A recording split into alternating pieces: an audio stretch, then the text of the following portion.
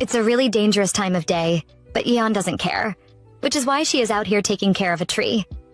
She just finishes pruning it and gives it a nutrient injection before assuring the tree that it will be okay.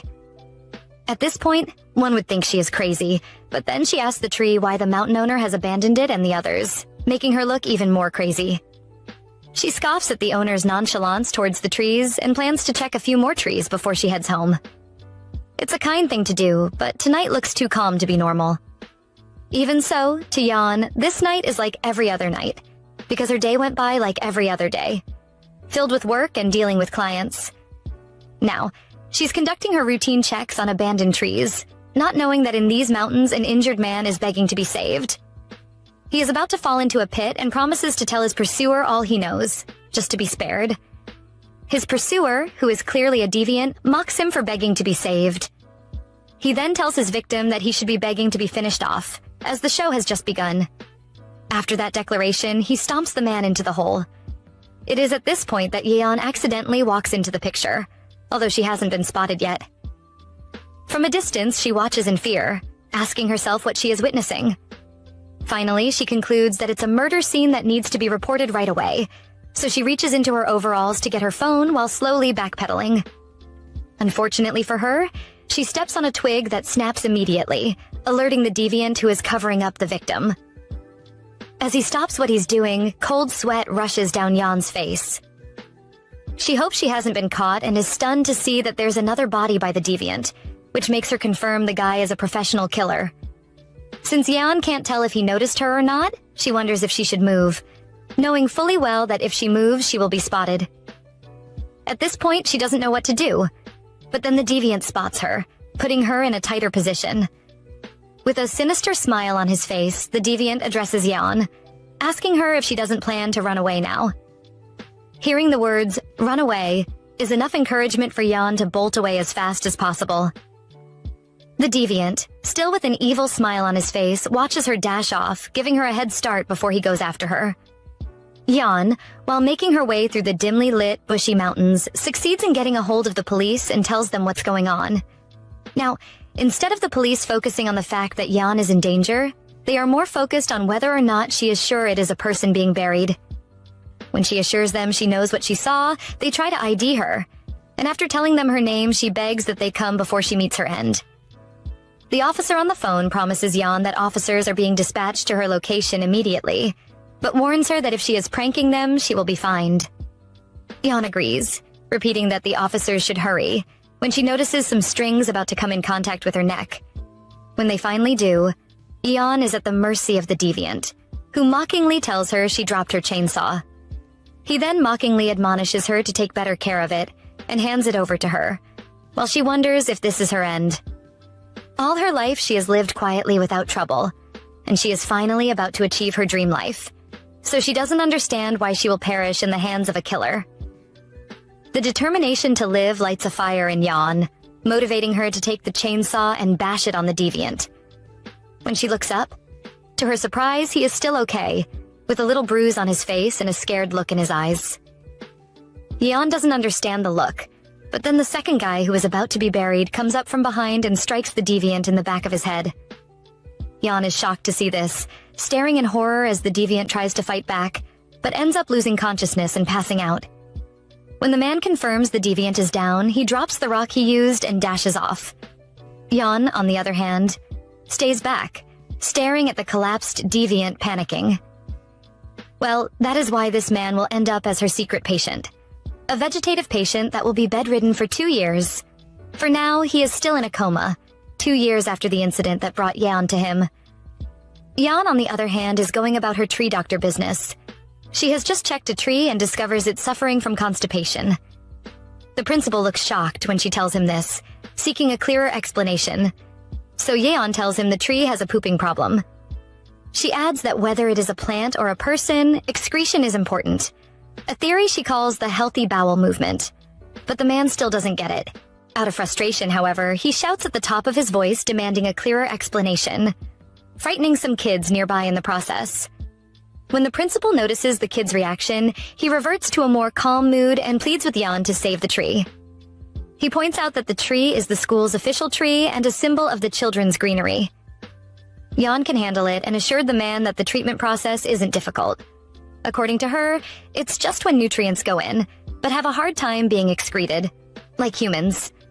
What she doesn't know is that under that principal's pleading is a dubious old man who sees her as foolish and intends to use that to his advantage. He plans to do that by making her work herself to exhaustion fixing the trees, only to ruin them again afterwards. He isn't even paying attention to Yan's explanations, and internally smiles mischievously, intending to get his treatment fees refunded and even sue for damages. It looks like he has everything in the bag when Yan calls out to him and tells him he has something he's hiding. Sensing the Yan is unto him, the principal starts to feel uneasy. She then tells him that she heard the school recently expanded its buildings. She lists out all the materials used that she feels were left, and accuses the principal of mixing them and dumping them on the tree's soil. She states that because of this, the tree is unable to grow and will eventually develop root disease. The principal still tries to play dumb, but Yan pushes further, accusing the man of dumping all that on the tree to save him the cost of waste disposal. She feels that since he was this cruel, it's best she report the matter to City Hall and advise him to get ready to cough up more than he saved. She repeats that excretion is as important to plants as it is to humans and bids the principal goodbye, without paying attention to his shocked expression. The principal, seeing that the cat is already out of the bag, tries to reason with Yan.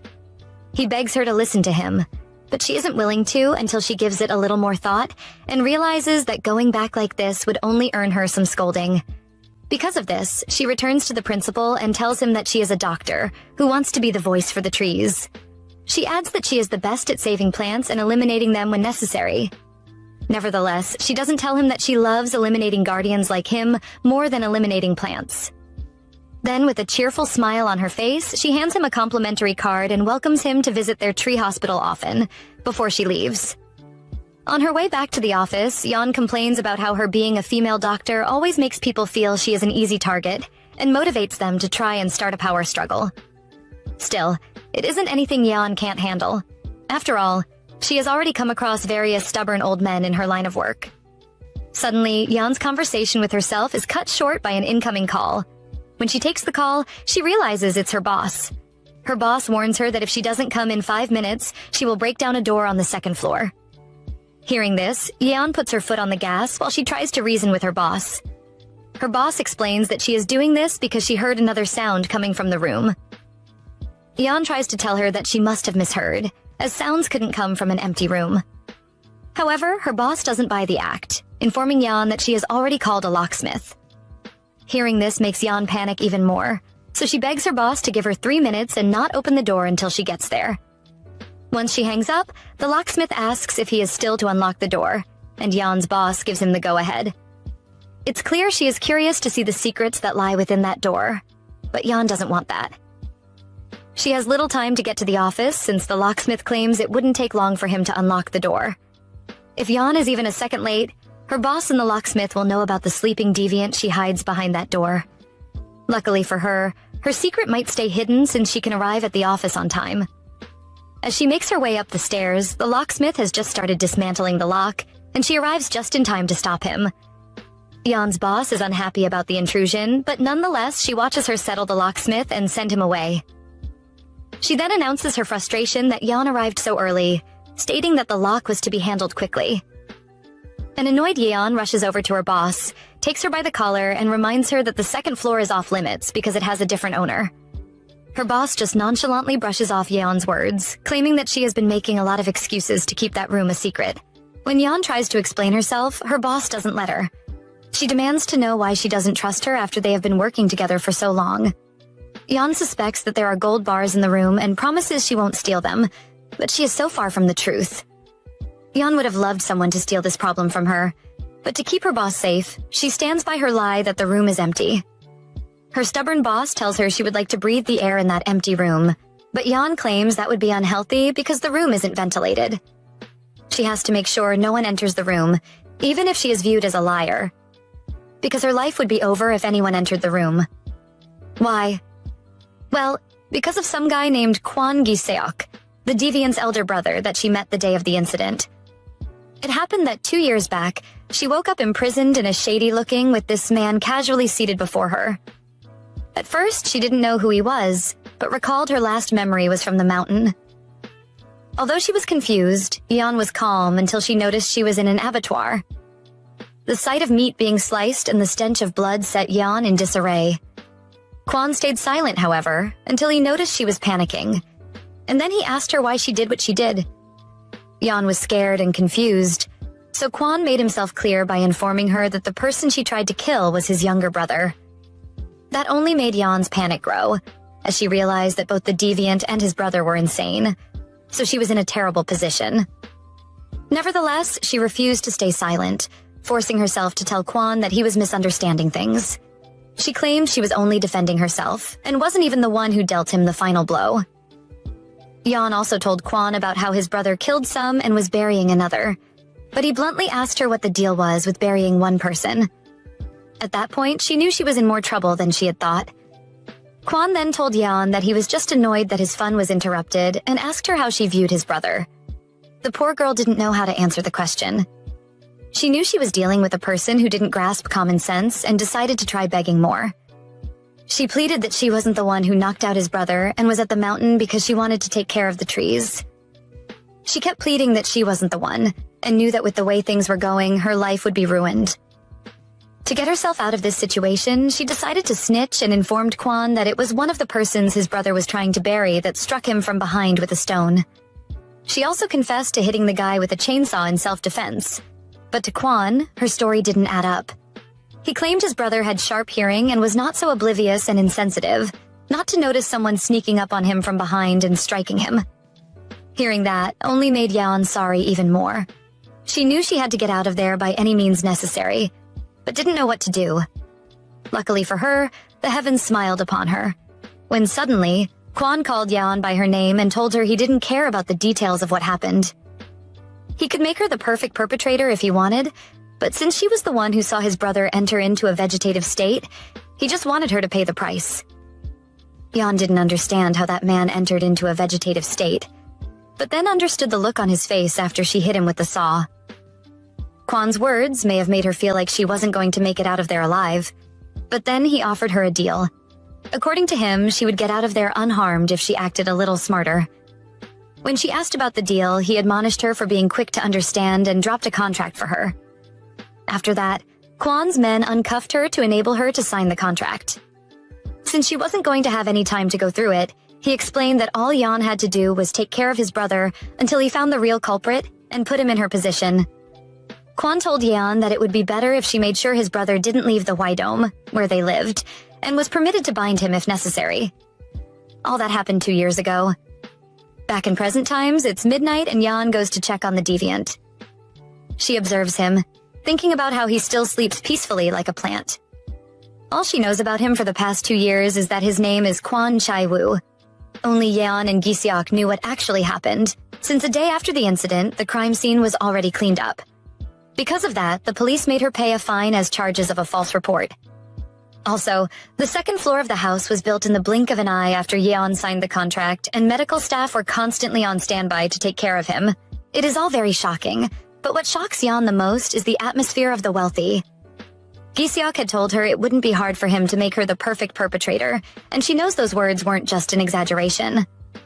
Unfortunately, that means she has to keep Chae-woo in Wydome safely until the real culprit is found. Yeon knows that wouldn't be easy, so she silently prays that Chae-woo never wakes up.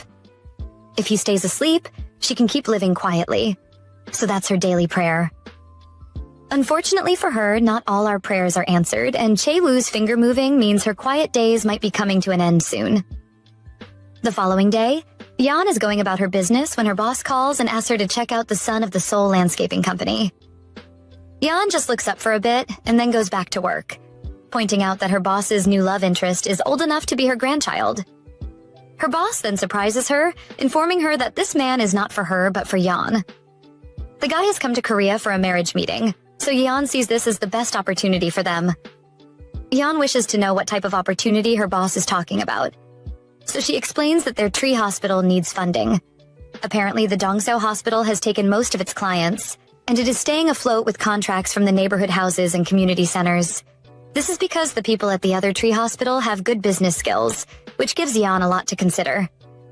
Last she checked, the Dongseo Hospital made its entrance into Hwaidome with a 5-story building and aggressively took over everything with its persuasion skills.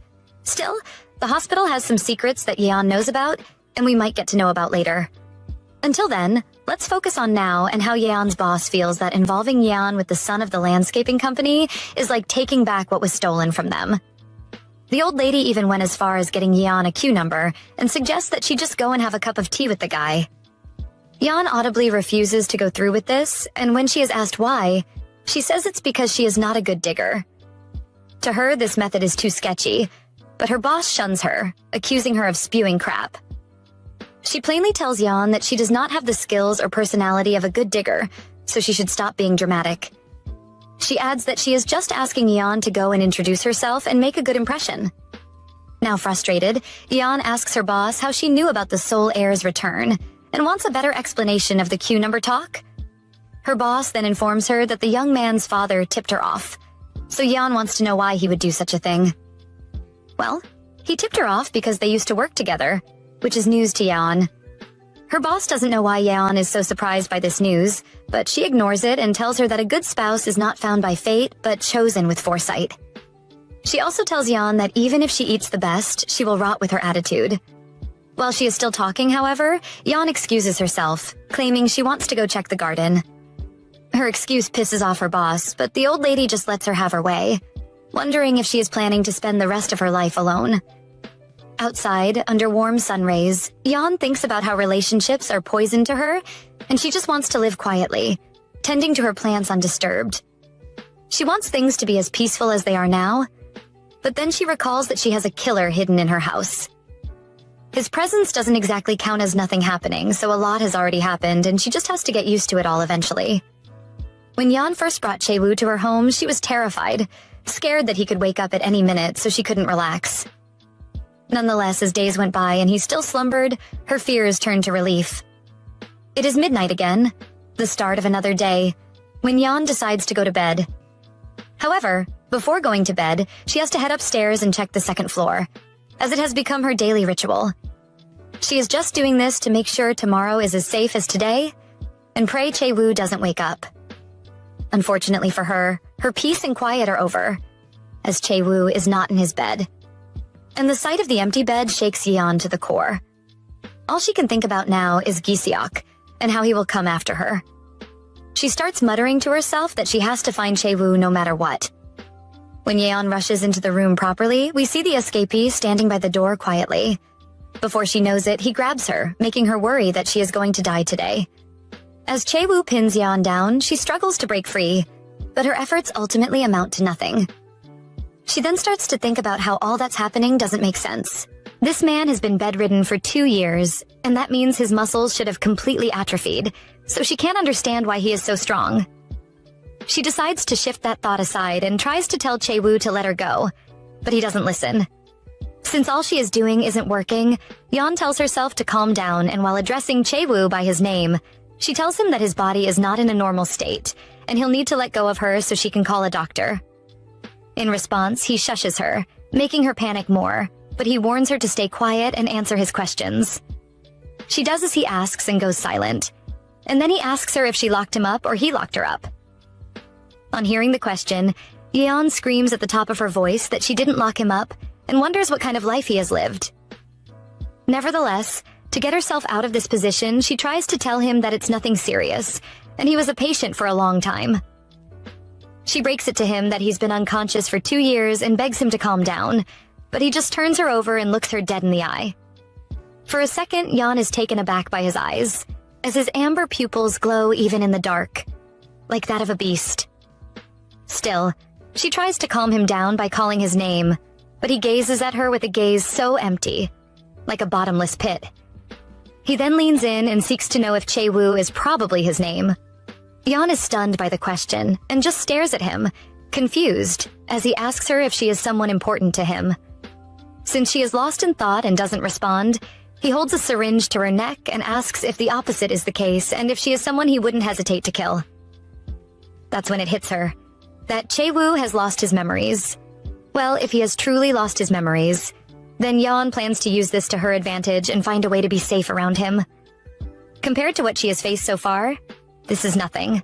So Yeon puts up an act, pretending to be hurt that Chae-woo doesn't recognize her. She claims that she is important and has a connection with each other, and is someone who has met him in a much more intimate way. That's if catching him attempting murder and meeting his brother counts as intimate. Yeon finishes off her speech by claiming they are in a tangled and complicated relationship that just can't be cut off by will. By that, she means the contract she signed with Chae-woo's elder brother, Gi-seok, but no one is telling him that. After hearing all this, Chae-woo observes Yeon closely. He notices that she is shaking and asks why. He then asks her if she had her finger taken away and sold, or is there to suck off some stupid person.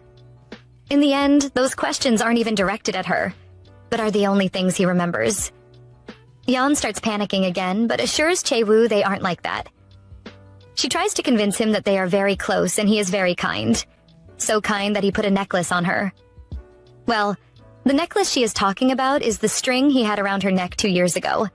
But he doesn't know that. What he does know is that Yeon's replies sound like she is brainwashed. So Chae-woo feels like he really must have been a bad person. Nevertheless, Yeon assures Chae-woo she has not been brainwashed. On the contrary, she is the one trying to do the brainwashing. She then tells him that she is reacting this way because he has never harmed her. So she is surprised he is behaving this way. To her surprise, he asks her, why? It's a blank question at first, but then he makes it clear that he wants to know why he wouldn't harm her. His vibe as he asks this is cold, making it hard for Yeon to muster a response. But then Chae-woo feels a sharp pain in the head and collapses. Seeing this, Yeon starts calling his name. However, before he collapsed that night, Yeon sowed a seed. When Chae-woo asked her why he wouldn't harm her, she told him that it was because it was mandated by law. She recalled the words her boss told her earlier about how a solid partner was not found by fate, but by foresight reasoning. So, to ensure her safety, Yeon lied to Chae-woo that she was his wife. Maybe that's why he collapsed. A month has passed since the incident with Chae-woo, and Yeon is discussing with a client about her tree that was struck by lightning the previous night. Her client complains that the tree before them is the one she planted with her husband when their son was young. The boy has grown and is now in the army, making her worry that something will happen to him because of this ominous sign. Yeon simply asks for permission to sexamine the tree. When she does, she discovers that she can actually treat the damage since it has not reached the roots. Her boss, on the other hand, silently asks her if this tree is worth it. It is already in bad shape, and she is scared that if this fails, Yeon will be blamed. Nevertheless, Yeon doesn't care about that. What matters to her is that this tree is important to the old lady, as it was planted for her son's birthday. Because of that, she feels they should try everything to save it.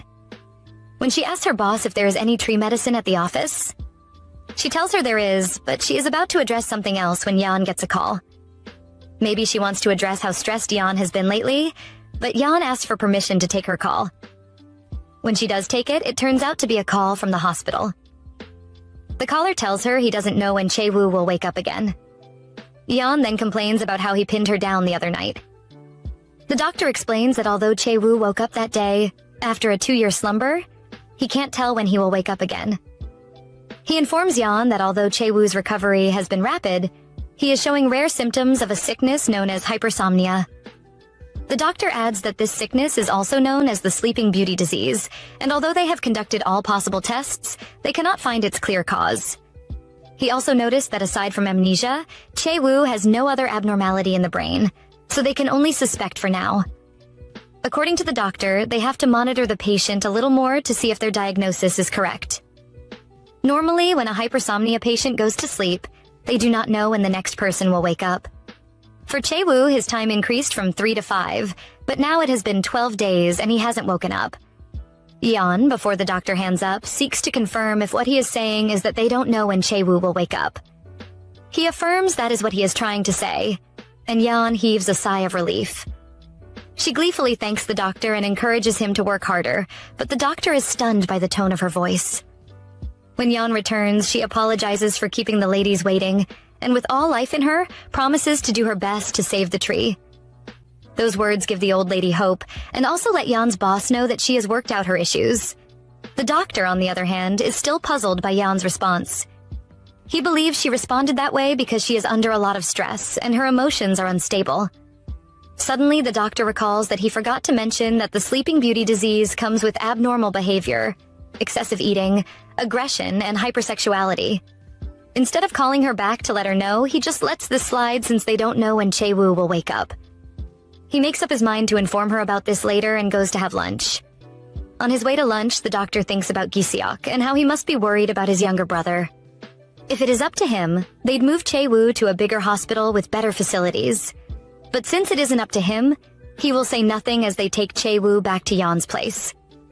What matters to him right now is collecting what he is owed and doing what he is told, so he'll stick with that. Still, what Chae-woo kept repeating when he woke up was bothering the doctor.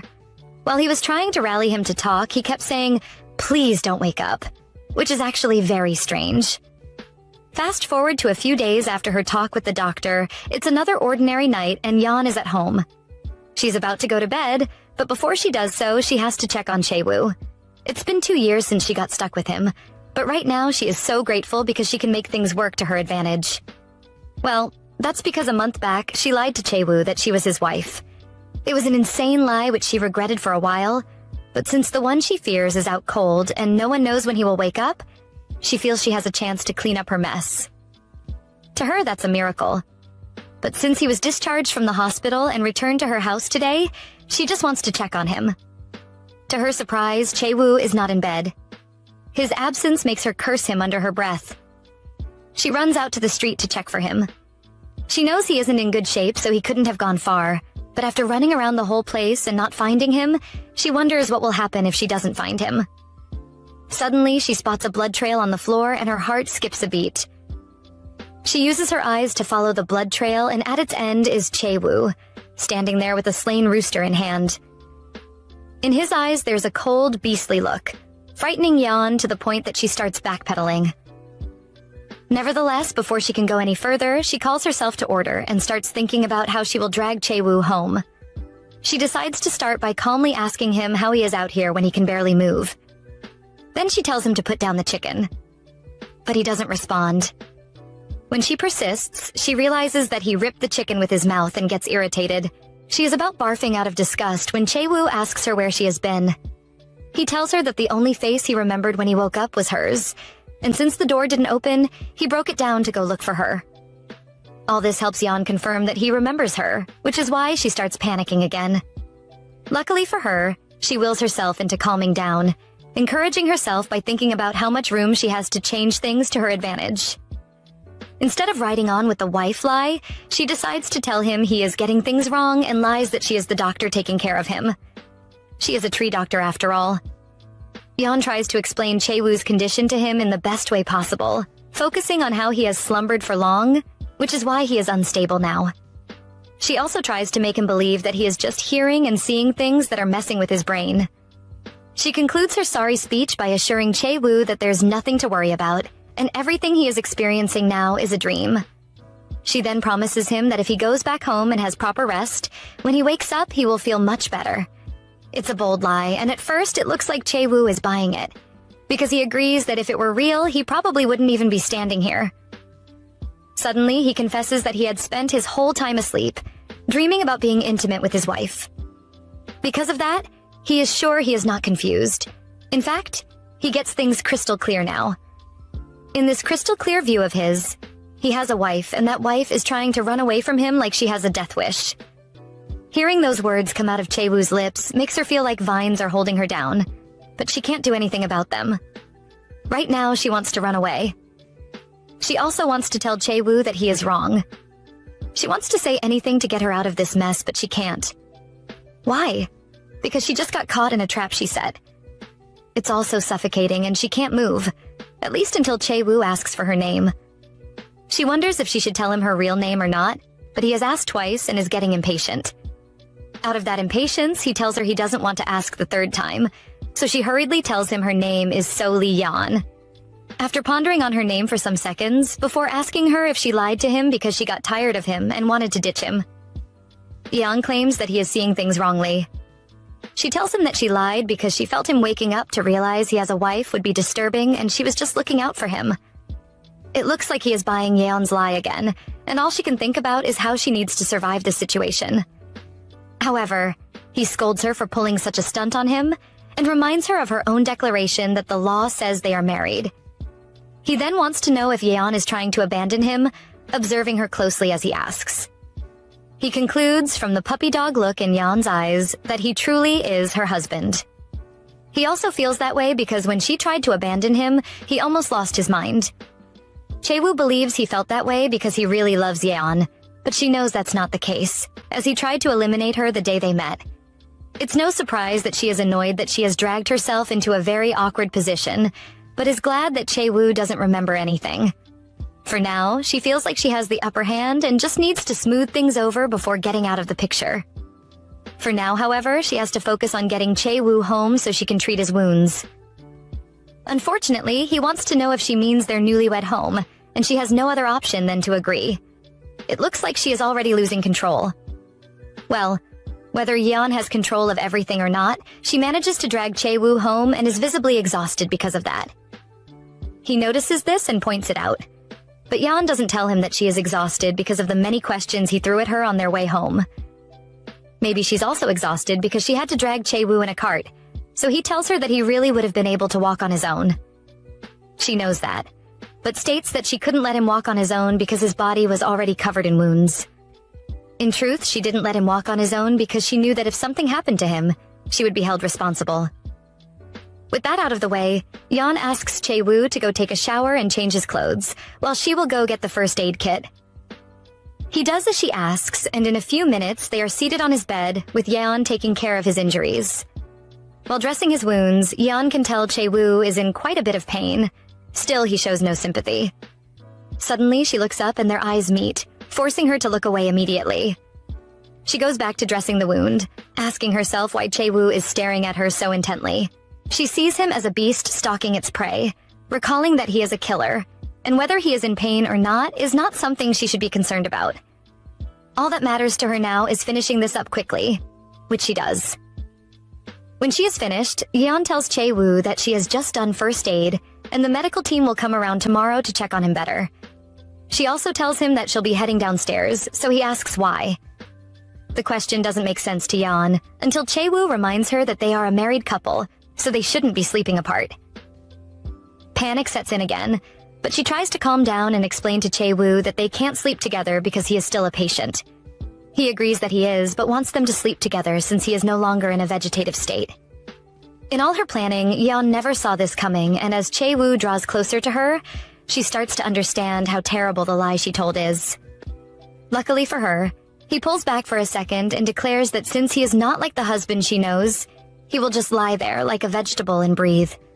He promises not to treat her carelessly, force her or threaten her like he did back then, and asks Yeon to spend the night with him. Obviously, she isn't in a position to disagree, so she does as he asks and lies there, next to a killer. Now that they are both in bed, Chae-woo admits that there is a lot he wishes to ask Yeon. She is praying he just sleeps a bit, but still asks him what he is most curious about. It's then he seeks to know how he ended up in a vegetative state. Yeon is annoyed by Chae-woo's persistence, but quickly whips up a lie for him. She shares a half-truth about the incident, stating that they were in the mountains and they fell badly. Hearing this makes Chae-woo worry, demanding to know if Yeon fell as well. She claims she did, but didn't sustain any serious injury. She expected that to be the final question, but Chae-woo tasks her with another one, seeking to know when they got married. She replies that it was 2 years ago. Another half-truth. He doesn't know that and feels like he is the worst, believing that it was because of him that Yeon didn't have a honeymoon. She is surprised by his response, viewing it as a sensible response, when he gets curious again and asks her when they started dating. It's a tough question on its own, but even tougher because Yeon has no imagination and can't cook up any story for him. She knows that she will be busted if he digs deep into her lies and decides to tell Chae-woo that they got married after they met. She doesn't know if this lie is very believable until he asks her if they had a one-night stand. He wants to know if they got intimate on their first meeting and concluded they were meant to be together, a question that causes Yeon to wither. Chae-woo finds that funny, feeling bad that he had forgotten something like that and calls Yeon bold. She ends up losing it and denies things going that way, causing him to think he was the one who seduced her. He finds that both funny and shameless, but Yeon is more interested in why the conversation is heading in the intimate direction. She is not okay with the atmosphere, and feels that since they are already sharing a blanket, intimacy is next. She knows she has to stop this from going any further, and agrees with Chae-woo that his story is right, even though it didn't play out exactly as he assumes it did. She states that they didn't have good chemistry in the bedroom, confusing him in the process. She now has to lie to Chae-woo that the intimate moment wasn't quite what he was hoping for, blaming it on the both of them being clumsy. To him, this is more shocking than having lost his memory, and he wants to know where exactly he got things wrong. After searching her mind for any knowledge she had gathered all her life to bail her out of this, she comes up with the best excuse. He is next to impotent, and she likes it. As she hoped, the lie crushes Chae-woo's spirit and makes him question if he is truly monk-like, as she claims. She adds that it was because of this that they kept things platonic. Now that his mood is killed and he is feeling insulted, Chae-woo wants to know how much Yeon loves him, for her to stick with him so long after everything. She is annoyed that the misunderstanding is deepening endlessly, but now sees it as a good thing, but tells Chae-woo to go to sleep for now. To keep Chae-woo in check, Yeon knows she needs to ensure that he misunderstands more. She has done a good job staying alive so far and waits till she feels Chae-woo is asleep, so she can pray. She prays that he falls into a deep sleep, a week if possible. To her surprise, he isn't asleep yet and still wants to know about their first intimate moment. It's all to Yeon's advantage, as she uses this opportunity to make him feel even worse about himself. Once he is silenced, she returns to her prayer, using Chae-woo's interference to her advantage as she begs that this man sleep for as long as possible, and that his sleeping beauty syndrome kicks in. By morning, rays of sunlight pierce the room, waking Yeon up. When she opens her eyes fully, she realizes that her prayers have not been answered, and Chae-woo is very much awake. He asks Yeon if she slept well, and the room goes silent for a bit. After a few seconds of silence, Yeon jolts out of bed, screaming at the top of her voice in shock. While Chae-woo doesn't understand why she is acting this way, she asks herself why he is awake. She recalls he is supposed to have hypersomnia, and calls the doctor to explain what's going on. When he comes, he runs a few tests on Chae-woo and declares that it's too early for them to jump to conclusions. According to him, the patient could go back to sleep anytime, and they need his sleep data to establish a clear pattern. Nevertheless, what Yeon understands is that Chae-woo can wake up again tomorrow. By observation, the doctor realizes that something might have triggered him to wake up, since the hospital and the house have different environments, and asks him what he thinks that thing might be. He is busy jotting down everything when Chae-woo mentions that his sharing a bed with his wife may have been what triggered him to wake up. The doctor casually puts this down, before focusing on the whole talk about him having a wife. Now that he has come to his senses, he looks towards Yeon, who avoids his gaze. What the doctor understands is that Yeon and Chae-woo got intimate, but she denies that. So he gets back to his clipboard, suggesting they try a few different approaches. It's not really his business and he is in it for the money. So the doctor suggests they do their best to continue sleeping together for him to monitor their situation. Those words are words Yeon was not expecting. There is no running away from this, so she is trapped in a pit hole she created. Some hours later, Yeon is in her living room, staring at the TV blankly, while thinking about how she is supposed to share a house with Chae-woo. Aside from that, she also has to say something to her boss, Chuja, if Chae-woo starts roaming on the first floor. She comes up with a lot of excuses, but even she can tell none of them will work. For her, who knows nothing about relationships, to lie to a woman like Chuja, who knows everything about relationships, is next to impossible. Although she has become exhausted, doing this by herself and Chuja would make a good aid, Yeon knows she can't drag her into this. The contract she signed with Gi-seok stated that if the contract leaks to another person, they will be seen as an accomplice. As she kneels on the floor thinking of what to do, the reporter on the TV keeps going on about some scam and advises viewers not to handle things alone, but with the police or someone they trust. This is as good as a sign that Yeon will get, which is why she calls Chuja into the matter. She gives her a rundown on how things have been for the past 2 years, and gets a beatdown for keeping such a serious secret. Chuja demands to know why Yeon used the wife excuse, so Yeon tells her that she needed to give the guy an excuse. After all, he attacked her the moment he woke up. Even upon that excuse, Chuja does not approve. According to her, the moment Yeon said she had a romantic relationship with Chae-woo, she got entangled with him. Yeon is not cool with that truth, shunning her for giving their victim-perpetrator relationship another name. An annoyed Chuja announces her lack of interest in the matter, and that's okay with her. She just wants to be treated like a married woman. To Chuja, Yeon is ruining her life with her own hands, and she wants to know where the guy is now. Apparently, he went for physical therapy at the hospital and would be back soon. Well, soon comes sooner than they expected, and Chae-woo's voice is heard in the distance, calling out to Yeon. The voice comes from behind Chuja, who turns around to see who the man of the hour is. The room goes silent because of his glare, and Yeon whispers to her, asking her to be careful. She fears for her boss, but then Chuja announces that her son-in-law has arrived, willingly dragging herself into this mess to Yeon's surprise. This is Chae-woo's first time in this room, so he has a look around the place, allowing him to discover that Yeon is a tree doctor. He has never heard about a tree doctor and gets curious about what he did for a living before the accident. Her swift thinking helps her translate ending lives to him planting flowers at the hospital. Through her lie, Chuja can see how Yeon was able to sweet-talk Chae-woo into believing her. At the moment, she wonders if Chae-woo really did all the things she was told he did, judging him by how angelic his face looks. He cuts her thinking short, however, by calling her mother-in-law, taking the ladies by surprise. He doesn't notice their shock and tells them that he wants to sit with Yeon. He is waiting for a response, staring at our girl innocently, but she mistranslates the look and rushes to his side due to fear. Chuja, on the other hand, sees that what she fears has already begun.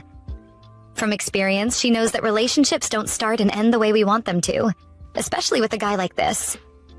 Yeon doesn't know this. And at the moment, she is focused on trying to save Chuja some stress by explaining to Chae-woo that she isn't actually his mother-in-law.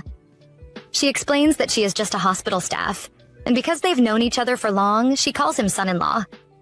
Hearing this makes Chae-woo conclude that Chuja is important to Yeon, so he has to make a good impression and apologizes to her. Since he was told that he was a kind and well-mannered guy, he asks Chuja and she confirms Yeon's words.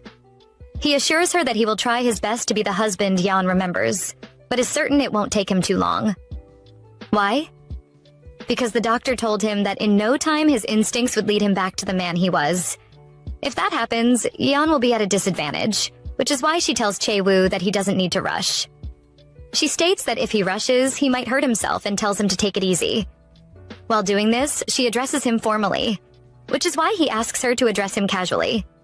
Again, he tells her that the only thing he has in his mind is her face. Nothing else.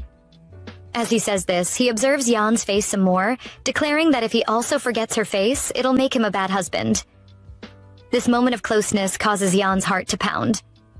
Although the look on her face means she is enjoying the moment, she tells herself that she is reacting this way because she is afraid of him and nothing more.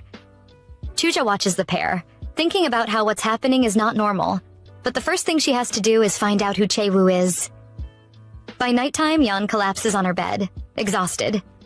She had spent the whole day trying to get Chae-woo off her tail, which tired her out. She now knows that if he keeps waking up healthy every day, this is how her life will be, and thinking about that makes her cry. Yeon plans on getting through this night in one piece and recalls the doctor instructing her to stay with Chae-woo, everything, so they observe things better. The more she thinks about that instruction, the more she wonders why she should listen to it. She only agreed to keep an eye on him until they found the real culprit. Suddenly, Chae-woo is at Yeon's door, begging her to tell him that all this is not a dream, and he is not losing his mind. He begs her for any proof to show that he once existed, and she just stands there, on the other side of the door. The last time Chae-woo went out, he broke through all the doors in the house like they were nothing. Yet here he was, unable to break her room's door. All this is because she lied to him that he was kind, polite, and gentle. Those lies are now holding him back.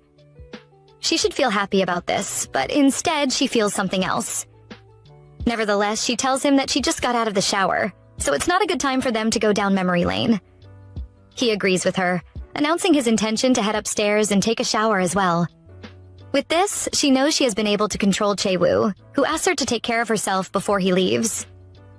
Yeon wonders why Chae-woo sounds like he is going somewhere far away, but doesn't pay much attention to it. After a long day of being bothered by Chae-woo, she went to bed, only to suffer nightmares of him all night. By afternoon, some days later, she goes to check on him and discovers he is fast asleep. He looks so cute while he is asleep that Chuja can't help but admire him. Yeon, seeing that her carelessness might end up waking Chae-woo, warns her to be careful. Chuja doesn't pay attention to the warning, however. Instead, she demands that Yeon tell her the truth about how she met Sleeping Beauty over here. She accuses Yeon of peeking when Chae-woo was showering and he caught her, leading to this whole mess. But she denies it. The accusation causes Yeon to feel embarrassed, so she declares they have done enough talking and need to head downstairs before Chae-woo wakes up. On the contrary, Chuja believes Yeon's loudness is what will wake him up and feels bad because she wants to sneak one last look at his pretty face. Chae-woo had been asleep for a week since that night, and Yeon's nerves have calmed down because of that. Now she is discussing having lunch with Chuja, recalling that before he left that night, he told her to take care of herself. She can't tell if he knew he was going to be asleep for this long, but before she can think on the matter some more, Chuja calls out to her. It finally looks like she has gotten her peaceful life back. But you know, danger is always lurking in the corner. Maybe that danger might come sooner than later, since Yeon has a nightmare that has her screaming back to consciousness. This nightmare feels like no other, and has Chuja rushing into Yeon's room to find out what's wrong. She tells her that it was just a bad dream and apologizes for being late for work. Chuja is cool with this, however, claiming that there is no need for her to apologize since there was next to nothing for them to do, so she let her rest. On days that didn't have that much work, Chuja feels it's best to relax, but Yeon doesn't share that belief. She feels it's on days like this that she must work even harder. She decides by starting to check one of the trees they are caring for and struggles to get out of bed to do so. She complains that she is worried about the tree and believes someone must be harming it again. Chuja doesn't think this is a good idea and tries to talk Yeon out of it, but she does not listen. Instead, she leaves to get ready. She is frustrated by our girl's behavior, but lets it slide. It's no surprise that she can't see that something is up with Yeon, who is trying to tell herself that today will be a normal day. A few hours later, she is ready and heads to the city to check on the tree. After she's done with that, she goes to have a word with the shop owner she feels is harming the tree. But he isn't ready for this today. He immediately tells her to leave, but she doesn't listen, accusing the man of knowing a variety of ways to kill trees. She lists out the man's previous methods, and the growing commotion catches his customers' attention. Seeing this, the man tries to calm Yeon down, telling her that suing him for this is going too far. To prevent his customers from eavesdropping further, he decides to take their discussion outside. Once outside, he asks Yeon why she is so interested in what he does to a tree outside his store. He reveals to her that everyone knows she ratted out the principal of the elementary school, and her hospital will crumble if she keeps pulling stunts like this. Yeon gets emotional and claims she knows this might shut down her hospital, but she can't stop because no one else will defend the trees. Apparently, the shop owner wants to get rid of the tree because it's blocking his restaurant's sign. She feels he is doing this because he sees the tree as a non-living thing, but it's alive. Sure, humans get to decide who gets to live and who gets to die, but trees don't have that privilege. They are only focused on surviving with their roots. Somehow trees remind Yeon of herself when she was young. Maybe that's why she is about to break down when she asks the man what gives him the right to kill the tree. The day passes, and when night arrives, Yeon is seated thinking deeply. Her day was loud, the loudest she has had in a while. Maybe that's why she is so down. Or maybe it's because she hasn't been getting enough sleep. It had been a long, peaceful week as she wanted, and nothing happened as she hoped. Added to that, Chae-woo didn't wake up. She should be happy. But now, after experiencing some commotion, she realizes how silent the peaceful nights are. Recently, she hasn't even had time for idle thinking, wondering if she is going through some kind of dopamine addiction when she hears a loud sound. It's coming from the second floor, so she goes to check it out. When she gets there, she realizes that Chae-woo is still fast asleep, but then notices he's crying. Seeing him cry startles her, and an array of thoughts flood her mind. Finally, she concludes that Chae-woo is having a nightmare, which she feels is karma for him living such a bad life. At least she thinks that way until he starts begging that someone hide him. It's now that all Chuja's claims that Chae-woo is handsome flood Yeon's mind. She sits there, staring at him, seeing him as a deer being chased by a hunter. Out of compassion, she can't help but feel bad for him and tells him not to cry, wiping his tears. Even though he is asleep, Yeon tells him about how crying never helps. Back in the day, she used to cry, but no one listened. All she had were the flowers. Today, she tasted the soil from the tree at the restaurant, and it tasted salty, which it shouldn't be. Right now, to her, he looks a lot like that tree. She has a bad feeling about this, suspecting that these bad dreams are why Chae-woo woke up a week ago and the reason why he hasn't woken up now. This is a bad idea. Yeon knows that, but she still hops into bed with him. Finally, before dozing off, Yeon tells Chae-woo that today is her birthday and the day she wanted to cry as well. They look like a cute couple, helping each other get through harsh times. As expected, the next day, Chae-woo wakes up. Looks like the doctor's hunch was right after all. Upon waking up, at first, Chae-woo feels sluggish, but then he feels something by his side and gets scared. He only calms down after discovering it's Yeon, who is still fast asleep and decides to observe her. To him, she is a doctor, his wife, and the only face he can remember, and he can tell at first glance why she is his wife and has to be his wife. Memories of his time with Yeon recently run through his mind as he thinks about how he couldn't spare a moment to take his eyes off her.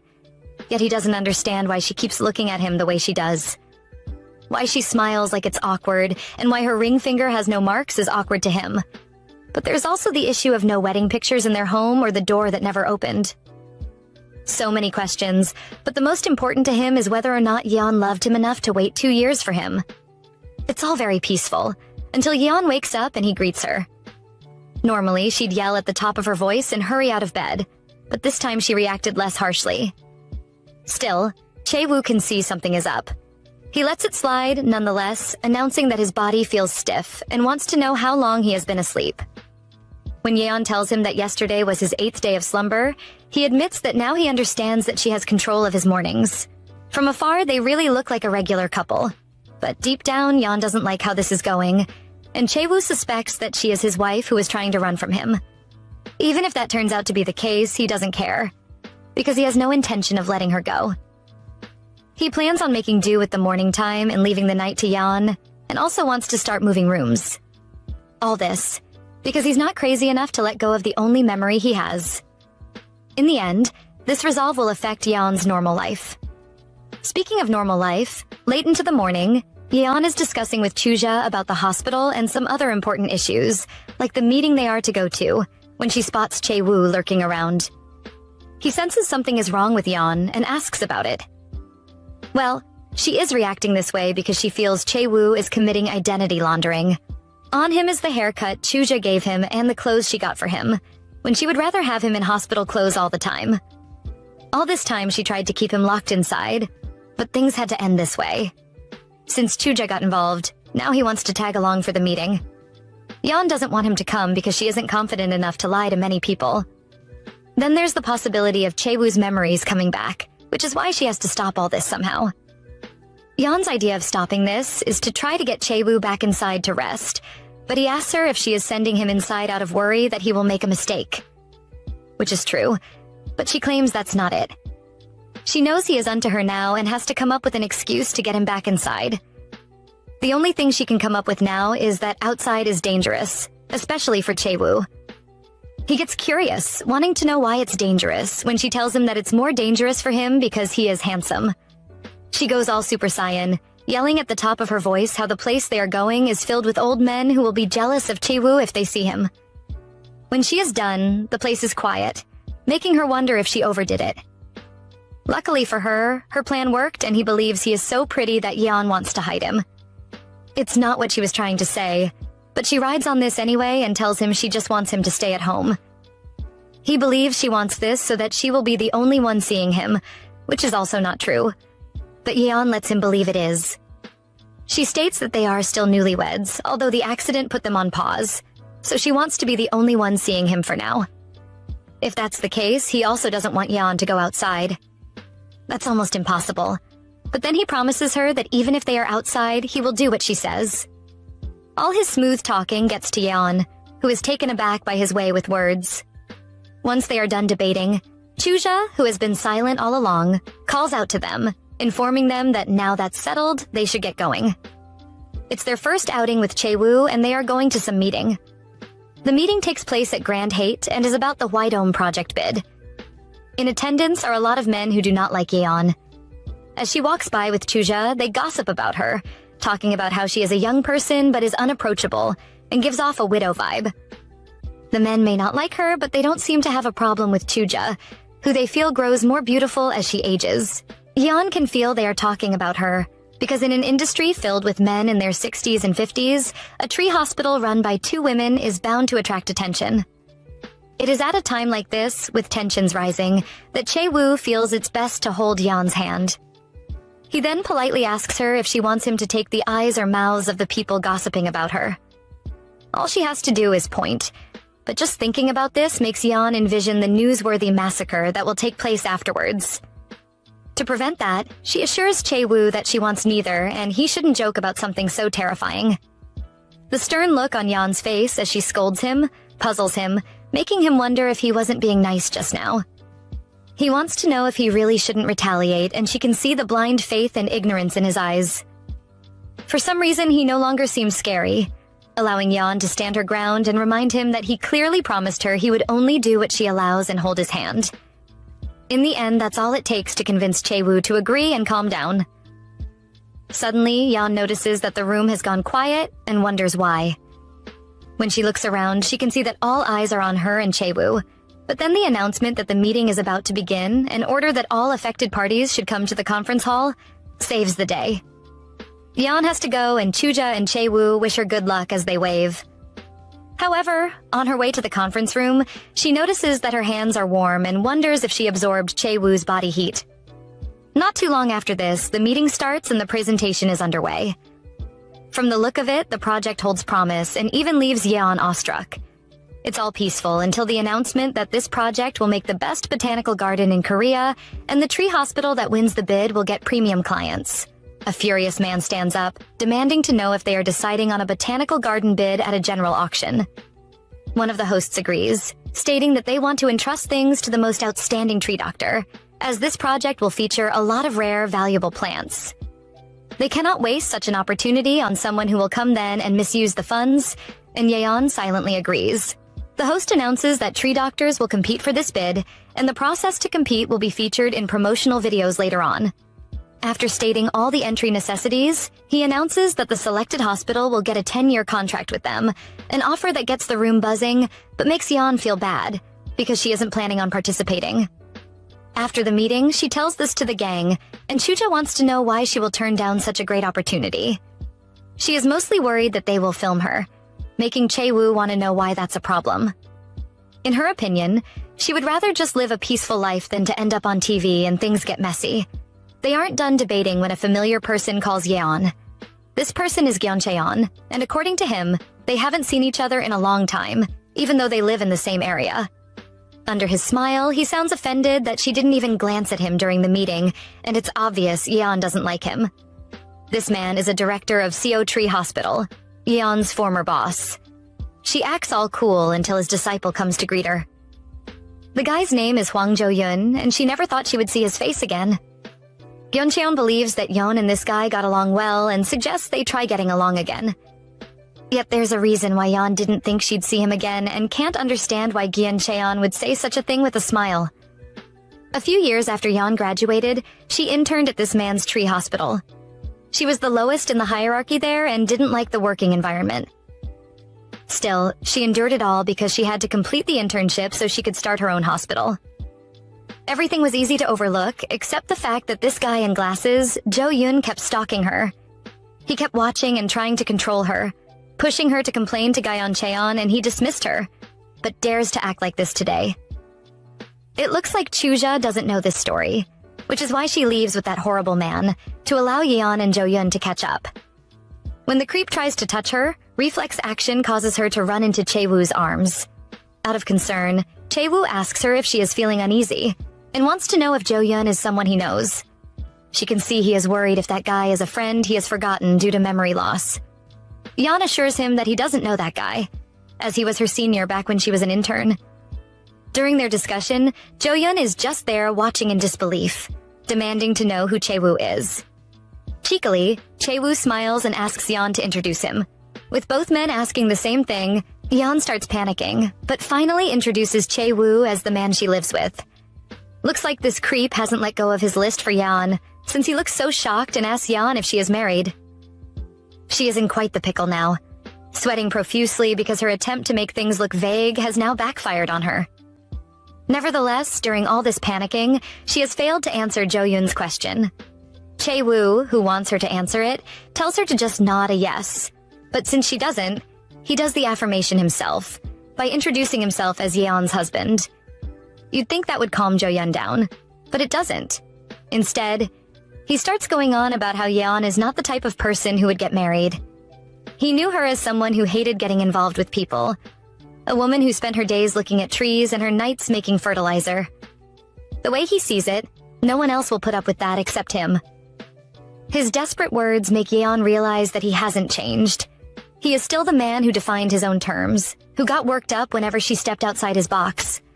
What a creep, and this attitude is what Yeon hates the most about him.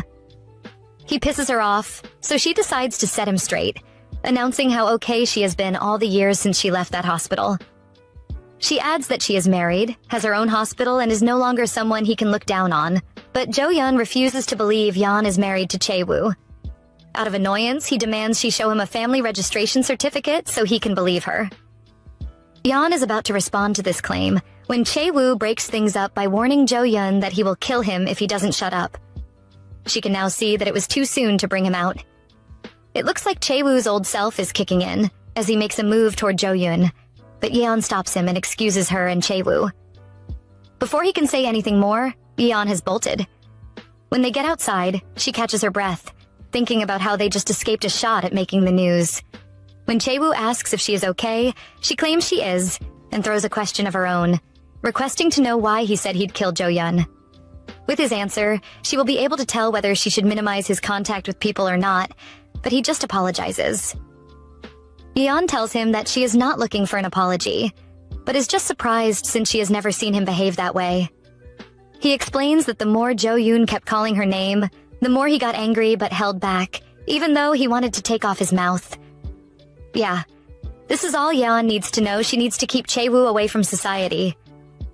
Well, at least until he informs her that he could see she was holding back tears. Yeon now understands that she is the one who determines Chae-woo's mood. In other words, her emotions transfer to him, and that's all that's on her mind during the drive home. She now knows that if she acts unsettled around him, he might snap and go wild, so he has to stay composed when she is around him. As they say, the person holding a beast's leash needs the courage to handle it. At home, Yeon tells everyone she wants to enter the competition. She is doing it for the trees, and also because she wants to see her former workplace fall. While she gives her fired-up speech, Chae-woo serves them tea, and Chuja wants to know why Yeon has changed her mind when she was worried about getting filmed.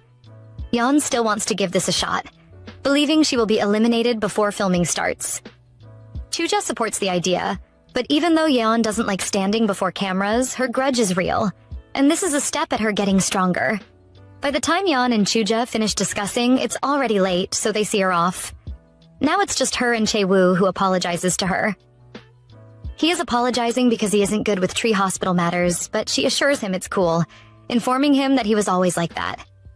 Her own words cause her to remember something, so she decides to ask Chae-woo a question, something she starts regretting immediately. She still goes on to ask what she has in mind, which is that from now on he looks at happy and beautiful things. The atmosphere starts getting warm, and Chae-woo admits that doing this will not be difficult. They end up staring into each other's eyes. But then Yeon notices the creepy atmosphere and announces that she is sleepy and will shower before going to bed. She thinks she is out of the river, until Chae-woo wants to know if he should bathe her, putting her brain on pause for a second. When she recovers, she yells out a cry of surprise, which Chae-woo doesn't understand, since this is something couples do. Nevertheless, Yeon goes full moralist mode and blames her reaction on the fact that she is very conservative. She was taught that boys and girls shouldn't sit together after the age of 7. She grew up with a completely wrong understanding of society and never really corrected it. When he asks if this rule also applies to him, she declares that it does, explaining that marriage isn't just some kind of all-access free pass. If it's not that, Chae-woo wants to know what it is, but she didn't think of a response that far. She just goes silent, allowing him to speak his mind.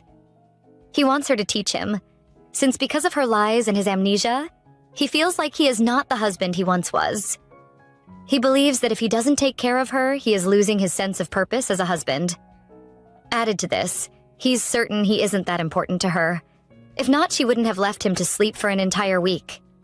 It's unfortunate for her that all he is saying is true, but she can't understand why his intelligence only spikes at times like this. Normally, he'd act like a puppy, but when it comes to her and taking care of her, he's like prime Albert Einstein. Yeon feels like the storm she has caused will sweep her away soon, but for now, she has to keep things cool. This topic also makes her feel shy, which is why she sheepishly replies that him bathing her is wrong. Still, he doesn't feel that way. To him, they had done worse things together as a couple. Once more, he makes her feel uncomfortable with how raw he always is.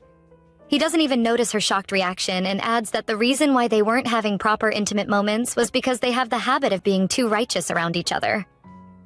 He permits her to be a little ruder to him, to help them ease up, but she still can't argue with him. He has successfully used her own lie to persuade her, leaving her with no option but to agree. That's because she knows he is not going to back off so easily this time. She understands people like him, and knows that to prevent him from demanding more, she has to permit him to wash her back instead of bath her. She doesn't see how that'll come back to bite her and gets to the shower where she gets ready for his help. Apart from taking her clothes off, she mentally prepares herself for this, telling herself that she doesn't mind this sacrifice and she can handle it. Nevertheless, the second Chae-woo walks in, she can see she has made the wrong choice, as she has no clothes on. Now, her heart is beating so fast it wants to explode, but still, she lets him help her out. Fortunately for Yeon, that's all happening in his head. In reality, she is waiting for him to begin, ordering him to get the scrub towel he's to use and help her with her back. He plans on getting it, when he notices a scar on her back. Curious, he feels the scar wanting to know how she got it, reminding her of an incident that took place a long time ago. She rarely gets to see her back, which is why she forgot about that mark and assures him it's nothing, even though it looks like it's bothering her. Chae-woo can sense the scar has a story behind it and pushes for an explanation, yet she refuses to speak up. From her reaction, he concludes that she doesn't want to talk about the scar. He feels that way until she shocks him by revealing to him that it was her family that gave her that mark. Hearing this annoys him, forcing him to call her family trash, when she, on the other hand, believes there's a reason for what they did. It's ironic that Chae-woo, of all people, argues that there is no justifiable reason for hitting someone based on the life he once led. His view makes her smile weakly, before she adds that stuff like this can happen when you love someone too much. Right now, she isn't talking about him, but his loss of memory makes him feel like it's him she is talking about. He recalls the animalistic behavior that came the first time he woke up to see her, then her fainting reactions, and finally, her negative view of them getting intimate. He fears that the real Chae-woo was a monster to her, and he isn't far from the truth. Unaware of what's going on in his mind, Yeon continues, adding that love turns to anger in an instant. This is because people are not trees, so they can't give endlessly without expecting anything in return. That's why it's human to get angry when trees don't bear fruit. Away from all the sad talk, she reminds Chae-woo to get the scrub towel, since his bare hands aren't making her bath refreshing. In his defense, he can't use the towel because the scar looks like it hurts. He also believes that if he handles her back the wrong way, it'll turn red. Still, she doesn't mind and wants to take a bath. A stubborn Chae-woo then suggests they make their day about something other than bathing. Hearing this frightens her, because she doesn't understand what he is talking about until he asks that they play around for a bit. He wants to casually play with her, but she doesn't understand what he means. He decides to explain by helping her with her back, while her thoughts drift back to when he asked about the scar. That was the first time she had been asked that question. People normally accepted the scars on her body as a given. When she was younger, roaming the streets with no home, people always had one bad thing or the other to say about her. They assumed she was abandoned and she deserved it, only for fate to bring them together last time. She can tell he cared about her, starting from the day he noticed she was holding back tears. She didn't see anything serious about her crying, and his comment about how there was no reason to hit someone only made her wonder if her scars were a big deal. Out of frustration, Yeon splashes water on her face, prompting Chae-woo to hurry and help her rinse off the soap. After the bath, the makeshift couple head upstairs to have their rest. She is feeling so relaxed that she wants to fall asleep as she is. Meanwhile, he wants to know if she is already sleepy. Sure, she was, and after letting him take care of her back, sharing a bed with him no longer felt like a big deal. She bids him goodnight and he responds accordingly, but before she falls asleep, she wonders if the rest of her days will be like this.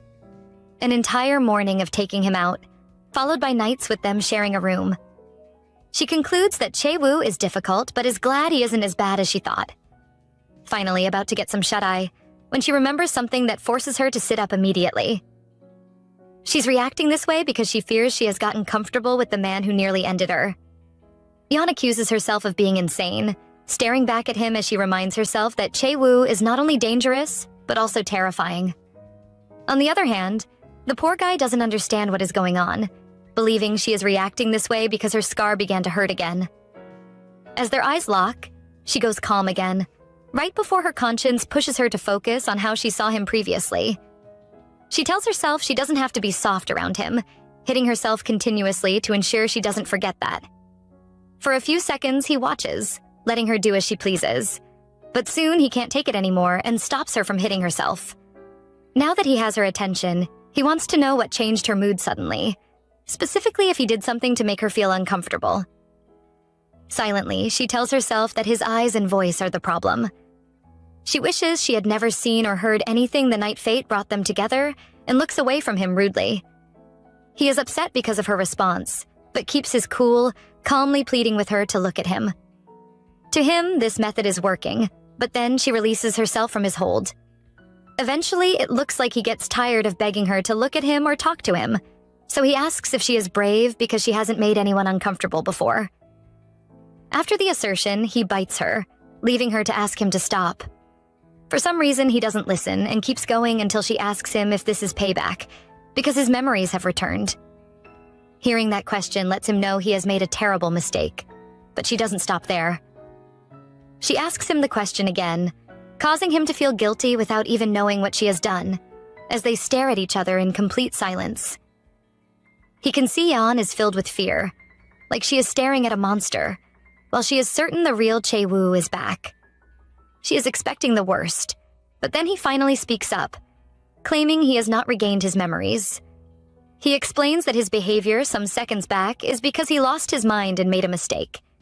He accepts that it's his fault, apologizes to her, and declares that he will punish himself by sleeping in another room tonight.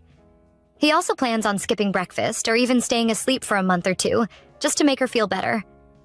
Isn't this good for her? So why is she calling out to him as he leaves? You can never understand this girl. She ends up getting out of bed to chase after him, determined to stop him when he has already made up his mind. Nevertheless, he stops her, warning her that it's best she stay where she is, since if he catches a whiff of her, their sleeping in separate rooms won't matter. There's pain in his tone and welled-up tears in his eyes as he makes this request, and she can see that he is determined, so she advises him to sleep on the second floor and not here, especially because he plans on sleeping for a while. Before she can say anything else, he slams the room door, leaving her to wonder how she is supposed to live this way. In the end, that's how Chae-woo drifted away into sleep for the third time. Days after, a young boy heads towards Yeon's Tree Hospital while reading about insects. As he reads and continues into the compound, he is unaware that he is being followed. Inside the compound, Yeon calls Chuja's attention to the first announcement of the Hwaideom Project's tournament.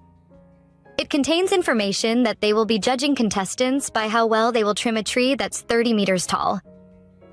To add to that, they are to climb the tree without a ladder or a lift truck, which makes the ladies laugh wholeheartedly. They have never heard of such an outrageous criteria, and Chuja ends up wanting to call to complain. A tree that tall has the same height as a 10-story building, so she feels like they are trying to end lives with this competition. Yeon manages to stop her, however, explaining that they might be doing this to test how fearless the contestants are, as well as their endurance. Still, she doesn't see why they won't permit ladders or lift trucks when they aren't on some deserted island.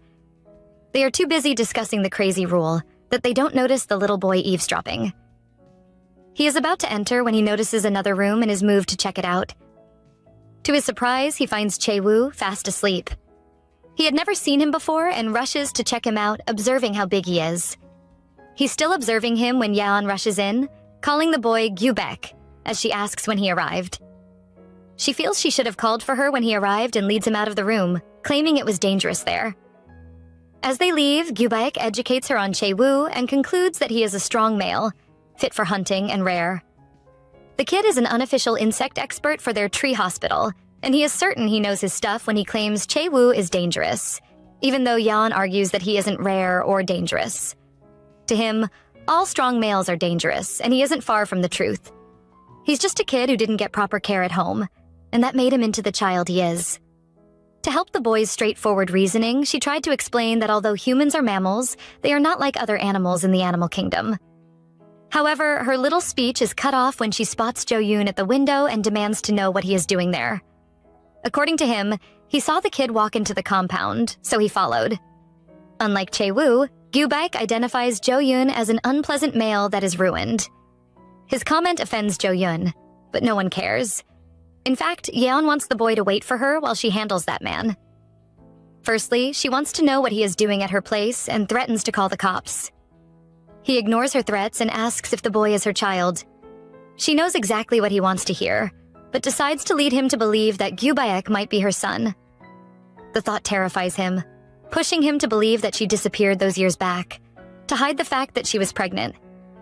Even when she tells him she didn't disappear, but was actually fired because of him, he keeps overreacting because he truly believes the boy is her son. He feels like a failure because he saw her as someone who was always so strict years back, wondering how he let down his guard and she had a child without him knowing. Heartbroken, he demands to know how she could betray him like this and orders that they go to a family registry immediately. He claims that he will believe she is married after he sees a family registry certificate.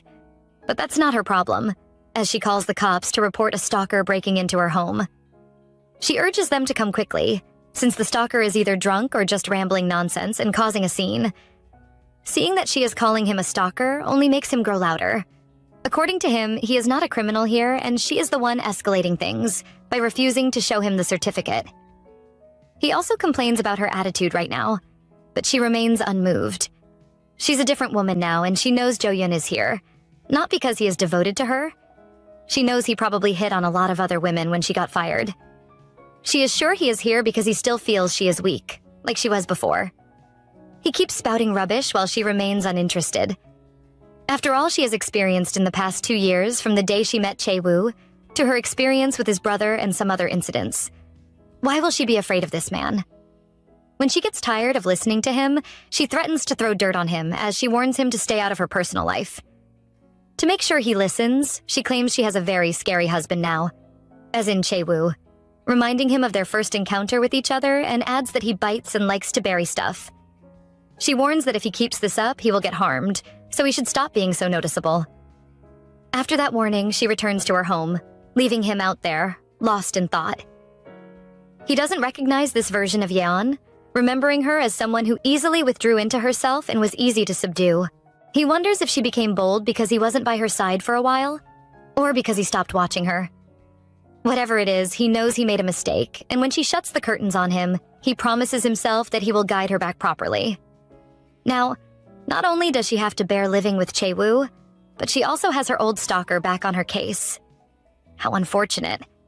This time, Jo-yoon is not playing, taking stalking to the next level until Yeon has to go to the cops. They don't seem to believe her claims, but she is certain he is on her case again. Why? Maybe it's because she saw him 3 times that day, but the cops believe that could be a coincidence. Then there's the roses at her door every morning, but they can't pin that on him. That's because he is at work at that time. Honestly, they have nothing on him, so they can't arrest him, but she can't have that. She wants to know if there is anything they can do to get him off her, as she is certain he is watching her. She informs them that he stalked her before, but when the officer hears this, he suspects it's all in her head. He considers this possibility because 2 years ago he knows she falsely reported witnessing a murder. Yeah, the one that involved Chae-woo, the one she had to cover up. Still, hearing this doesn't move Yeon. What moves her is when she hears that there is no record of Jo-yoon stalking her. This news hits her so hard that a few minutes later she is in her room watching Chae-woo. She looks drained, like she is out of options and wants to wake him up, when Chuja steps in warning her that if she wants to wake him up, she should be ready for the burden that comes with waking him up. She warns her that if she wakes him up, she must be ready to give something up. She can't just keep treating him like a murderer and push him away completely. Chuja knows she wants his help, but advises that for her to get it, she must treat him like a new man. Right now, he is just an empty shell. The old him is gone and no one knows who he is anymore. If she can't make peace with this, the older lady suggests she refrain from waking him up. How can she make peace with this? She had already told herself that a murderer was a murderer and pushed him away. She did that to prevent herself from feeling the guilt of deceiving a lost man. As she makes fertilizer, she scolds herself for shamelessly needing him after she has pushed him away. Even she is shocked at how selfish she is being. She knows that if he wakes up, he can put an end to her stalker problem, but isn't sure she can trust a murderer. In the end, she doesn't have to trust that murderous side, but feels she can trust the new part of him that is devoted to her. By the time she's done with the fertilizer, it's already midnight. Apart from the fertilizer, she has also arranged her thoughts, knowing fully well what she has to do, when she spots someone at her window looking in. It's Jo-yoon, and in a creepy tone, he tells her she doesn't have a husband. Just as he makes that declaration, Chae-woo wakes up with tears in his eyes. By his side is Yeon, fast asleep, meaning all that happened earlier was just a bad dream. Not too long after he wakes up, she also wakes up and he asks how she has been. This is exactly what she wanted, to wake him up. Now she is staring at a man who was frozen a few hours ago, moving before her eyes. Since he is awake, he wants to know if he is finally free, wondering why she didn't scold him some more. Yet she remains silent, observing his face as she asks herself what is making him so happy. It's obvious that he has been crying a lot, but he undermines himself and points out that she looks thinner. Like him, she also thinks less about herself now and more about him. He had been asleep for 8 days, and every night he was trapped in nightmares. She didn't understand what kind of dreams made a man like him cry. Even so, she left him wandering in those nightmares. That's a really dark thing to do, adding to the reason why she gets up and starts sobbing. Seeing Yeon cry adds to Chae-woo's concern, and he wants to know what's wrong. It's then she breaks down completely, pouring out every detail of the stalker incident, including the steps she took to try and catch Jo-yoon. What hurts her the most is that he eluded those steps she took. It's a lot to process on the spot, so he urged her to calm down and explain to him who has been bothering her. The passionate look in his eyes leaves her awestruck, allowing her to tell him everything, in a much calmer tone. After hearing all she has said, Chae-woo concludes that Yeon has been going through a lot and woke him up so he can handle things for her. His words make her feel like he thinks she is shameless, but he doesn't. In fact, he wraps her in a warm embrace and confesses that she did the right thing. The first word of encouragement she is getting concerning this stalker incident. She recalls that the cops didn't believe her, but here he is comforting her. Even after the officer said there was nothing he could do, Chae-woo wants her to leave everything to him. With the look in his ember-glowing eyes, it's obvious Jo-yoon has bit off more than he can chew. Chae-woo wants to go hunt him down immediately and wants Yeon to rest, but she stops him. This shows how much he doesn't care about the culprit. He calls him a bug. Since she stopped him, he commends her for being too kind, even to bugs, but adds that he needs to catch it first before he can do anything. She then tells him she has already caught the bug, surprising him to the core. They both go to see how good a job she has done, and he is impressed that she tied him really well. She knew knotting skills would come in handy one day, so she learned it. Today it came in handy, but he wants to know how she caught him. She used pepper spray. Since she had heard it works well on pests, she got one in advance. She used it to blind him before giving him what she calls a little tap with a shovel. Jo-yoon, who felt the tap, knew it wasn't a tap, but that didn't matter to Chae-woo. All he knows is that he is impressed. According to Yeon, she snapped after a while of this filthy man crawling into her home, but he once again commends her for tying the rope so meticulously. He can see that she is skilled, nevertheless. As they discuss so casually, their prey panics even more. He doesn't understand how they are so relaxed after tying him up like this, and concludes that they are crazy. It's clear to him that none of them is ordinary. Things are about to get ugly for him. The second Chae-woo offers to handle things from her, and advises Yeon to get some rest. Before he goes, she explains to him that she is not leaving this to him, for him to be angry on her behalf, but because Jo-yoon is doubting their marriage and she wants to prove he is her husband. She never wants to see him again, but doesn't want him getting murdered. Chae-woo smiles at the charge, assuring her that he doesn't plan on ending their captive. His response is so reasonable that she feels Chuja was right about him. He's empty, and everything he will become from now on is dependent on what she'll fill him with. Well, she feels that way until he adds that he can't kill Jo-yeon because this is no ideal place for that. Hearing this reawakens all her nightmares, making her sure she cannot trust him. She's panicking now and wants him to promise her he won't do any killing, and he does, claiming he'll just teach him a lesson for her. He assures her she can go inside, but as she leaves in a muffled tone, Jo-yeon begs her not to leave him with Chae-woo. His begging is pointless in the end, and she leaves, allowing him to realize the amount of trouble he is in. All he can do now is access his situation, from the emotionless eyes of his captor to how deadly he looks. He knows he is before a dangerous man. To show how serious he is, Chae-woo leans in, calling him by his name when he asks him where his hideout is. Seeing as he can't respond, he tries to squeeze the answer out of him, until he remembers his lips are sealed. He then decides to guess where his hideout is since he can't respond, and drags him away. As he's being manhandled, Jo-yeon struggles to demand his release. He knows he can't be heard, but remains persistent. To him, there is no way his hideout would be figured out until he is dragged to the exact building he uses.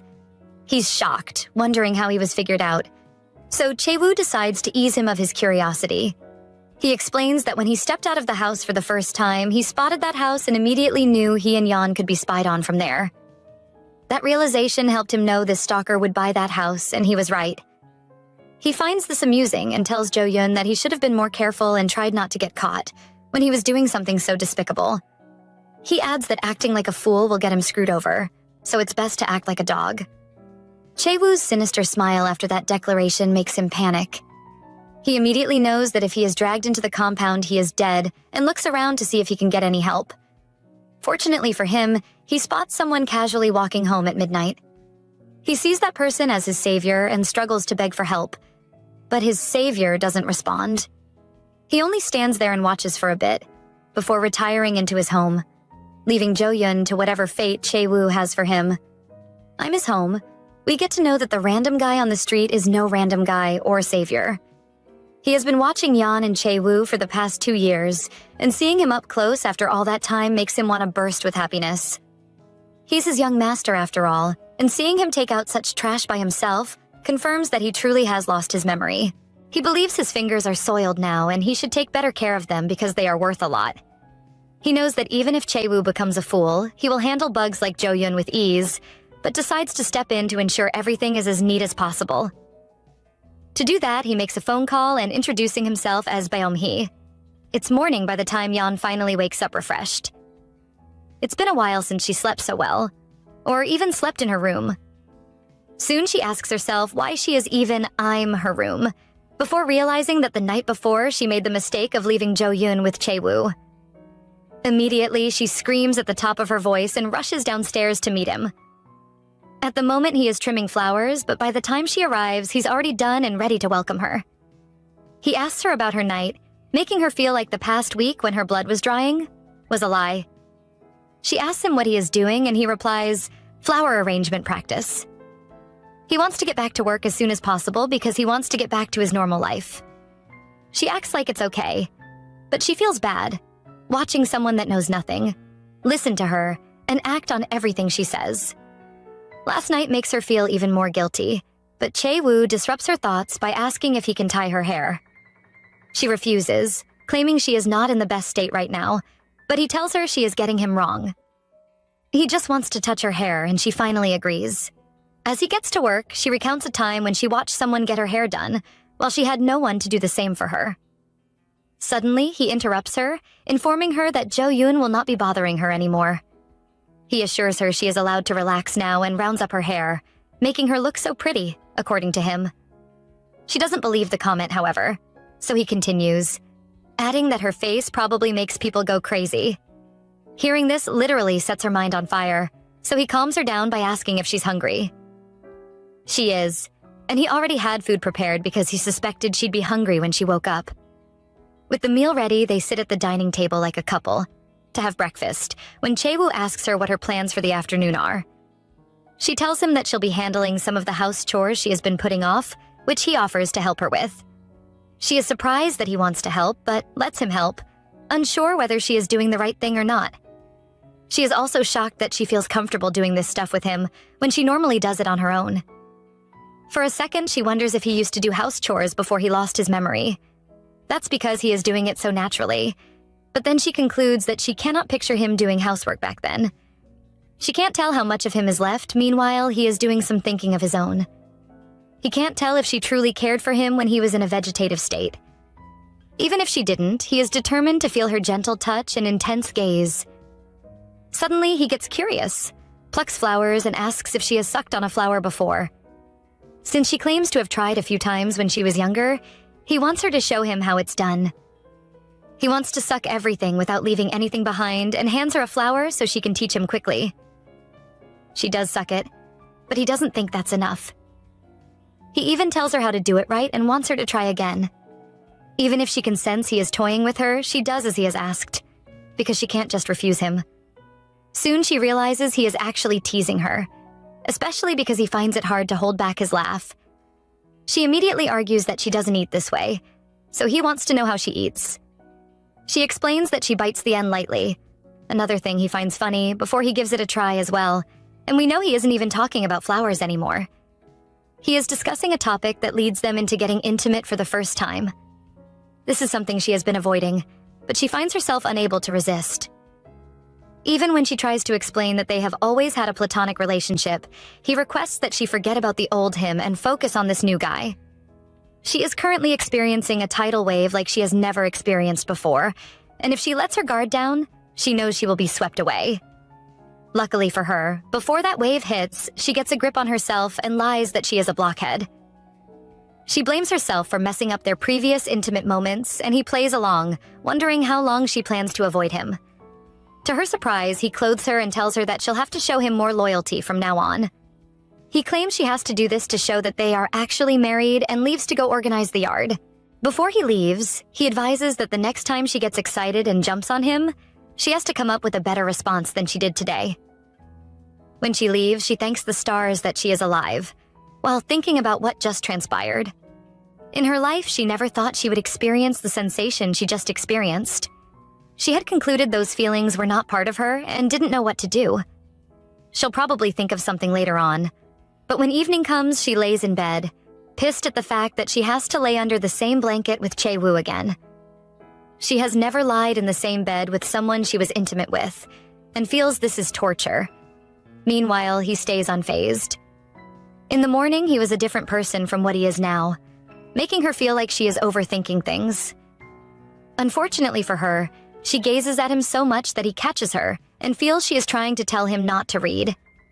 He misinterprets her staring at him as her calling him, since they are both in bed.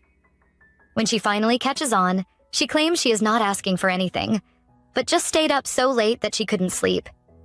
Since she poked the bear, he wants her to tell him some of their old stories, particularly the story of how they met. To do that, she has to erase all her knowledge of what truly happens, but still, she fails to erase it completely. She claims they met on a mountain where she dropped her belongings and he chased after her to return it.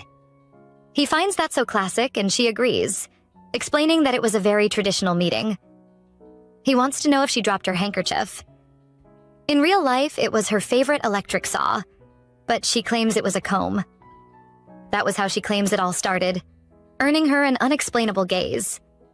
When she asks, he claims that gaze is because he is glad he was sent to the mountain that day. Meanwhile, by 1,000 times, she regrets going to the mountain that day. With the way things are going, she knows he will ask more questions, so she acts sleepy, with the aim of ending the question and answer session. When he turns off the light to allow them to sleep better, she notices he is crying again and asks why. Even though she couldn't sleep before, she feels worse now and accesses all the mood swings he exhibited today. Yeon can't tell what's making Chae-woo cry, but recalls classical music can help people sleep well and rushes to get a disc. She manages to find the right one for him, downloads it, and plays it for him. The music turns whatever nightmare he is experiencing into a dream about his mother teaching him how to play the cello. His peaceful dream makes the crying stop, surprising her because she felt it wouldn't work. But he's so realized in breathing calmly. She never wished Chae-woo would sleep this much or sleep well until now. She doesn't even understand what she is doing again, but surely it feels right. Days go by and the day of the first round of the Hwai-dome project evaluation arrives. It is repeated that they have to prune a tree that's 30 meters tall without the aid of a ladder or lift truck. The first contestant is the Green Hospital, a hospital that's not too large but has directors who are not to be underestimated. It's supposed to be a friendly competition, but with the way Yeon and one of the directors from the Green Hospital heatedly stare at each other, we know this is far from friendly. She knows she cannot get eliminated before facing her parent hospital, the Dongseo Tree Hospital. She is almost ready for the task, but then she realizes she doesn't have her rope. That's until she sees it with Chae-woo and asks what he is doing. He retorts that he should be asking her that question, but she replies that she is not. To him, that's not the issue here, but the level of danger she is putting herself in. She explains this is not an issue because she has her safety gear and wants her rope back, but he refuses. She keeps pleading until the Green Hospital's elderly director begins the task, and she uses him as her reference. She explains that there are certain levels of strength a tree doctor needs, and climbing is an everyday routine. She guesses he is worried because he doesn't know the job well, and keeps explaining until the older tree doctor accepts defeat. Turns out he can't climb that high because the branches are slippery. He ultimately helps in debunking her points, and Chuja steps in to convince her to withdraw. She knows withdrawing won't get them any money, but they also won't lose anything in the process and wants to forfeit before someone gets hurt. Withdrawal is instant disqualification, but that's not all. Because of the compromised nature of the branches, she knows that if she leaves it unattended, it will affect nearby trees and wants to take care of it as quickly as possible, so she demands the rope. Fine. He agrees to give her the rope only if she'll come back home with him, scolding her for being reckless when she doesn't see it as recklessness. To Yeon, her sense of responsibility comes first. This is a competition she intends to participate in, and she wants him to stop getting in her way.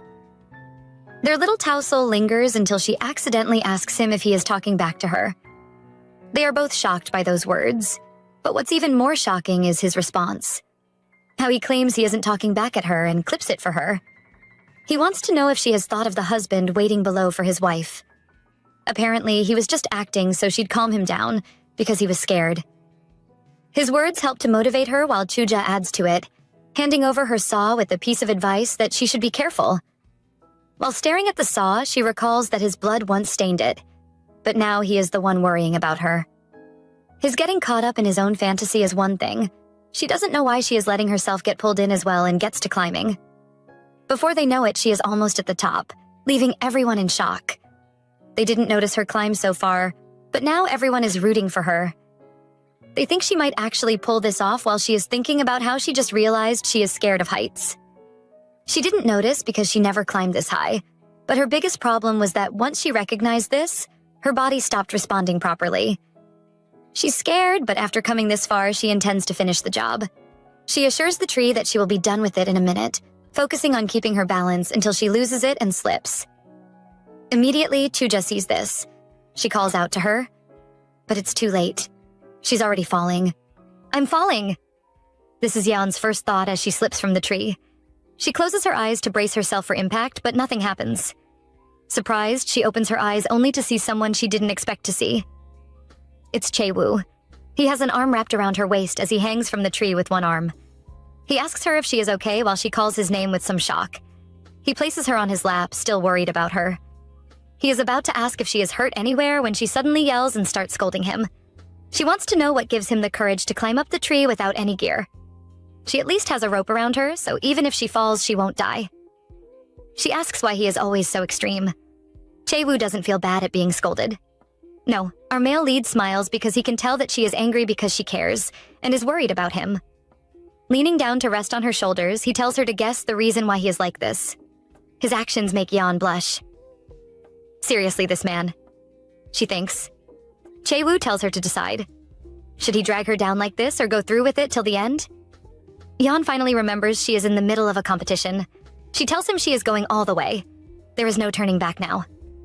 Chae-woo smiles, then tells her to get on his back, making her stunned. He tells her he will cut the tree while she gives him directions. Yeon instantly refuses. She is worried about him and tells him to go down quickly. He tells her it is okay. Even if he falls, she will survive. His words move our girl, making her heart pound. She hugs him tightly, warning him to never say something like that again. Glaring at him with tears in her eyes, she says if he gets seriously hurt, her life will also end too. Besides, she is the tree doctor. She is obviously better at sawing than he is. Yelling at him, she tells him not to mess around. This moment is probably the happiest for Chae-woo. He can't stop smiling as he sees her holding him tight in worry.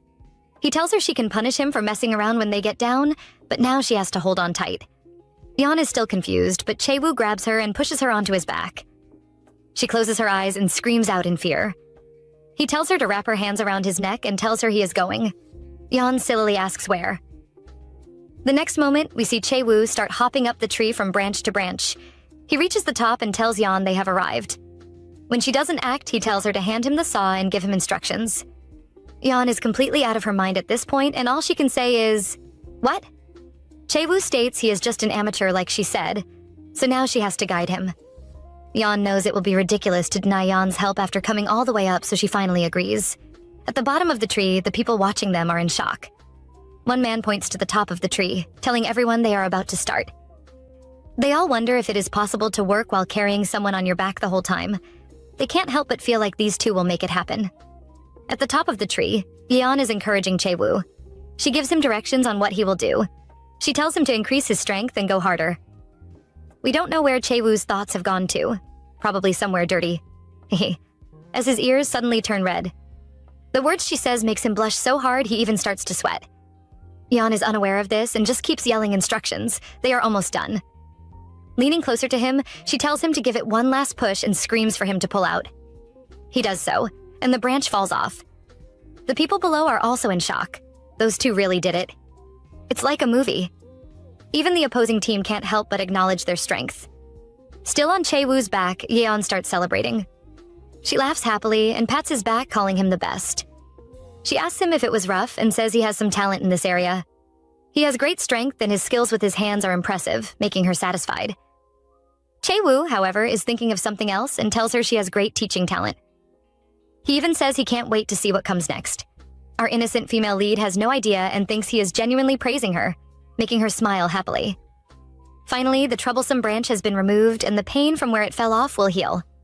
Soon, new and healthy branches will start growing. And in this first tournament of the White Project, the winner is Yeon of the Spruce Tree Hospital. No one is more amazed than Chuja right now. The three are at a restaurant celebrating their win. Chuja keeps describing the scene of Chae-woo saving Yeon. First he was following her like a shadow, but when she started to wobble, he jumped up and scaled that tree like a panther. At that moment, she thought he had lost his mind. Yeon is laughing while Chae-woo is focused on serving her. Chuja insists that the hero should get the first drink, which Yeon objects to. Waving her hands, she says someone still ill shouldn't be drinking alcohol. Chuja pauses for a moment, then shouts, saying, if someone like that can lift a woman from that height, then he is not sick. He is already dead. Yeon says that is not what she meant. She can't say the real reason is because she is afraid the alcohol might trigger his old self. Chuja insists on pouring him a drink, but Yeon snatches the bottle and drinks it herself. This action makes Chuja mad and she stands up, slamming the table. The loud noise makes people look in their direction. Chuja yells at Yeon, asking if Chae-woo can't drink. Yeon also yells back, saying from now on she will drink all alcohol on Chae-woo's behalf. He tries to stop Yeon, but she doesn't listen, and tells Chuja people with mental illness are still people, so she shouldn't judge people only by their physical condition. She insists on drinking all the alcohol for him. A few minutes later, Yeon is already regretting her decision. She doesn't know where she is, and it even feels like her feet are floating. She seems to be in another realm, in a floating cloud. Sigh. It feels so nice. Laughing happily, she snuggles deeper. While she is enjoying herself, Chae-woo is having a hard time trying to keep the drunk girl on his back still. She keeps swinging her legs happily, so he warns her to be careful or she will fall. The drunk Yeon is confused. Feeling the body around her, it is hard, so it can't be a cloud. Chae-woo asks what dream she was having. Also, she said she can't drink, so why did she go so hard? She tells him if she didn't drink, then he would have had to. He wants to know if she really hates it that much when he drinks. Swinging her legs happily again, she says, yes. He can't help smiling, asking if she is afraid his brain cells will twist. The drunk Yeon slips up and reveals the truth, telling him she is afraid his memories will come back. Chae-woo is shocked and his eyes widen in disbelief. He stops walking and asks her if she really doesn't want him to remember. Resting her head on his back, she says yes. He asks her if she was afraid of him, and she says yes. He goes on to ask if he ever hurt her physically, and she says yes again. He wants to know if it was often. She tells him even if it wasn't always him, he looked like he was used to it. Her reply makes Chae-woo resentful of his past self. He scolds the past Chae-woo and says he is a persona that should never be let loose again. He is a trash lower than animals and should have been buried forever. He is angry that his past self left all the pain for Yeon to carry. Pained, he asks her why she brought him back. When he fell off that mountain, she could just have left him. She is beautiful, smart, amazing, and young. She could have lived well anywhere. So why someone like him?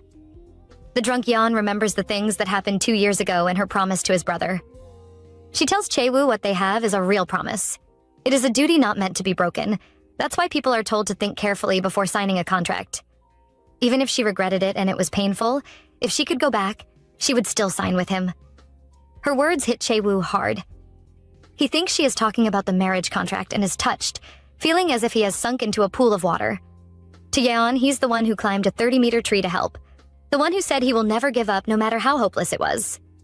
Of course, she can't let go once she takes responsibility, even for someone like Chae-woo.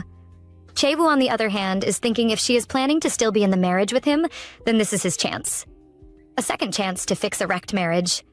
Smiling, he thinks even trash like him gets a second chance. Indeed, God must be on his side. Yeon wakes up the next morning with a bad headache. It feels like her head is going to split open.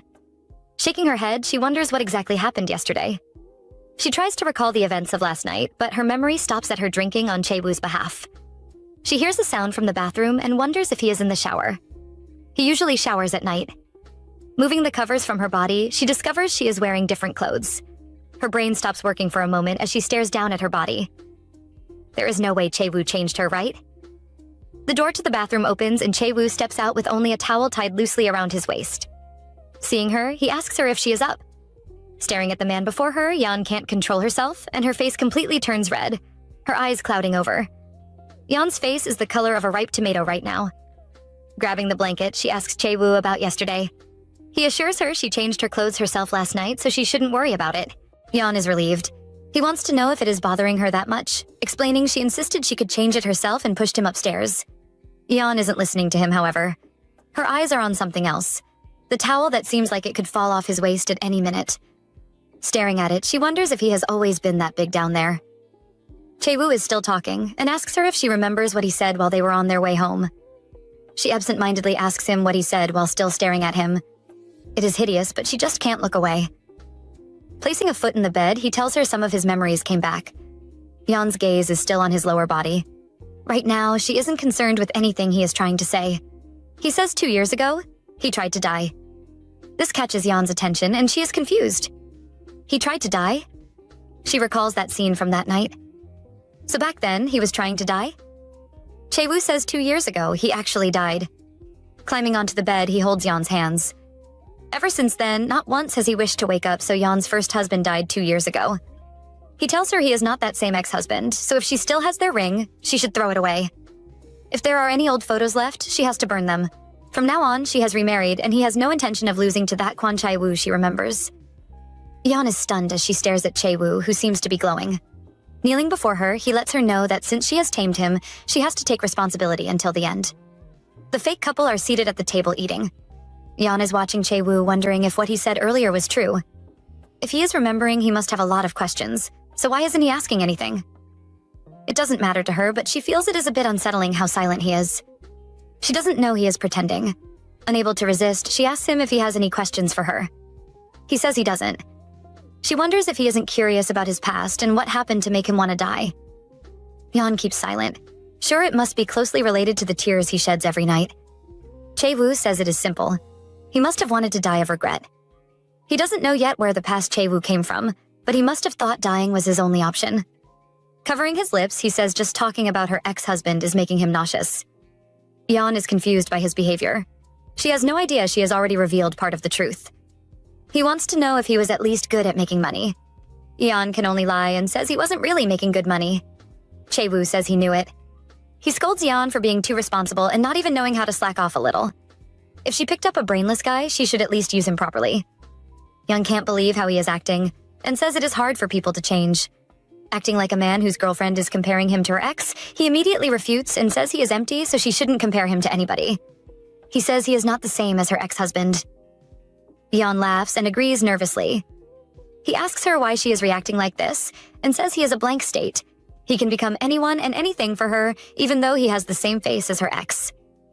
Yeon wonders why he is so desperate. He promises to kick her ex away from her memory, and if he doesn't, she can chop him. Looking at him acting up, Yeon starts to laugh. She covers her mouth immediately, thinking this isn't funny, and pretends to cough to cover up. Seeing this, the petty-looking Chae-woo finally smiles and says he has something he is curious about. She wants to know what it is. He talks about the clinic and wants to know if it is only him, her, and Chuja working there. Her anxiety increases as she is afraid he remembered something. He says he needs to know everyone around her if he is going to be her husband properly. She is relieved and tells him they have one more employee, an unofficial insect expert. The thought suddenly comes to her mind. When Gyubek came previously, Chae-woo was asleep. But now that he is awake...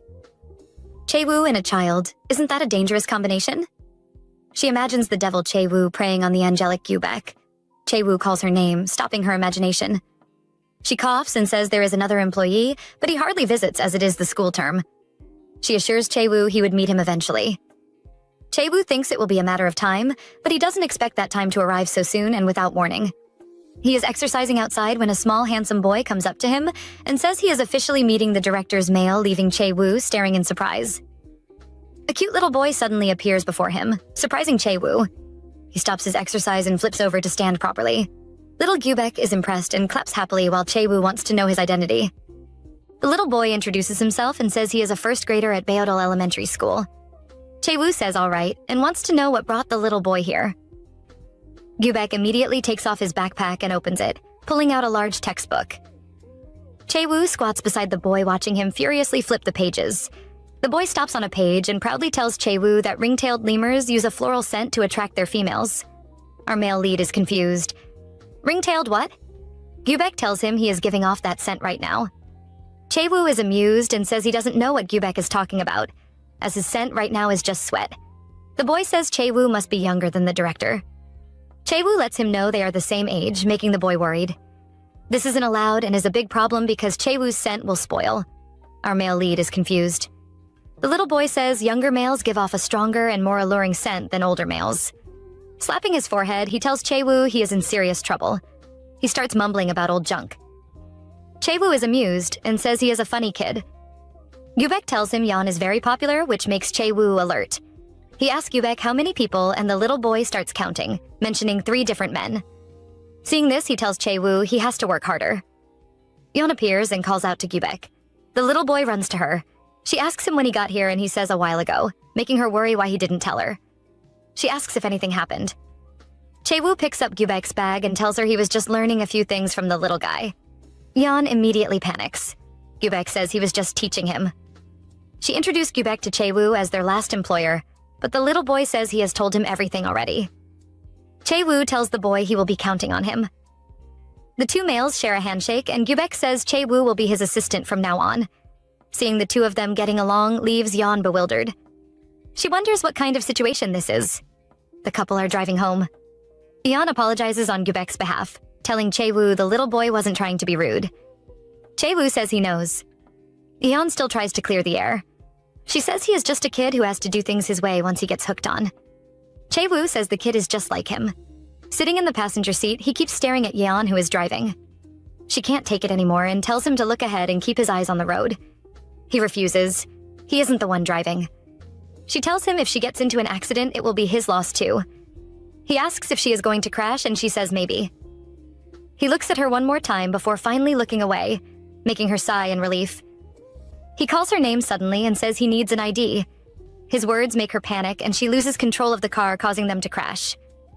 She manages to stop on time but is flung forward by the force. Chae-woo immediately holds her back, placing his hand between her and the wheel. He asks if she is all right. Chae-woo is in a mess, and not only because of the near accident. Right now, Chae-woo's arm is pressing against her chest. She starts blushing, making him worried. She pushes away, stating she is fine, totally and perfectly fine. He moves closer to her all of a sudden, sending her heart racing. She warns him for being too close. He shifts closer and she thinks he is going to kiss her, but he merely fixes her seatbelt, leaving Yeon oddly disappointed. They start driving again, and she asks why he needs an ID. He says to get a proper job. Yeon starts sweating. She asks why he needs a job. Isn't his work planting flowers at the hospital enough? He explains that it doesn't earn money. The only useful thing he has left is his body, so he wants to get a phone, open a bank account, and get a job. Yeon has other plans, however. She can never allow Chae-woo to go into the world on his own. She laughs and tells him she doesn't know where his ID is since it has been so long. She promises to search for it first. She has to keep him by her side so she can control his memories the way she wants to. Frowning, she thinks that even to herself, this sounds like a very incredible reason. In the doctor's office, Yeon is receiving reports on Chae-woo's health. The doctor says it is clear now. Whether or not Chae-woo sleeps depends on the presence of Yeon. Although she had a bunch, Yeon is still surprised to hear this. She wants to know the reason for this. The doctor suggests it could be from some trauma related to Yeon at the time of the accident. Yeon freaks out. She was the one traumatized then. The doctor presents another explanation. Chae-woo might have been hypnotized while in a vegetative state. Yeon is confused. The doctor reminds her of some words Chae-woo said when he first woke up. "Please don't wake up." He explains to her that while the patient might not consciously remember, everything he heard over the 2 years he was in a coma has been piled up in his subconscious. Yeon doesn't want to believe this, as she knows she is the reason. Her desperate wish for him never to wake up 2 years ago seems to be coming through in this way. The doctor says he forgot to mention something and lists some symptoms that people with Chae-woo's illness might have. He wants to know if Chae-woo has displayed any of them. Glaring at the doctor darkly, she says that it is an important thing to forget. He laughs nervously and says, since she hasn't mentioned anything till now, there shouldn't have been a problem. Yeon, however, feels Chae-woo has displayed all these symptoms: aggression, hypersexuality, and behavioral issues. She suddenly feels empty inside. The doctor informs her that all patients need to rely on someone. Chae-woo can't do without her, so he is bound to cling to her eventually. It could take years, so Yeon will need some resolve too. Chae-woo approaches just then. The doctor whispers to her that he pities Chae-woo more. For the rest of his life, he would have to depend on Yeon just to start his day. Chae-woo is desperately chasing after Yeon. He begs her to wait so they can go together. He holds her box and asks if she is mad at him. She says she isn't. He tells her face doesn't look good and she keeps trying to walk off on her own. He teases her, asking if she plans to abandon him somewhere unfamiliar. She says that isn't it. Looking at her dull face, he is worried about how weak she looks. Leaning over, he guesses if she is sick. She says that isn't it. In her mind, she is thinking, if Chae-woo's behavior is really just a symptom of his illness, then shouldn't that ease her guilt? If his behavior is not because she lied that they were married but because of his sickness, it should be easier to walk away. So why does she feel like she is the one being mocked? Soon, her eyes become teary, and she begins to hit her head, scolding herself for her behavior. Chae-woo grabs her hand and stops her from hitting herself again. This doesn't make her feel better, as even something like this can move her. Because of this, she tries to send him away. He doesn't agree and says if she wants to be alone, he will just follow behind her. She finds it distracting, but he argues that he doesn't know his way back since they've gone so far. He teases her, saying he isn't good at anything because his head is filled with her. Just as he tells her to go on, he hears a sound from afar and stops talking. Seeing him look so serious, she wants to know what is wrong. He tells her not to look back and to just run. She is still confused, but he grabs her hand. He leads her to a tree and asks her to climb up. When she still tries to argue, he picks her up. She insists on knowing what is wrong, but his explanation is not necessary, as the reason for his panic shows its face. Coming in their direction is a wild boar. He urges her to climb, but she is trying to see what is approaching. She is still hesitating, so he yells at her to climb up fast. She finds him more frightening than the boar and quickly climbs the tree.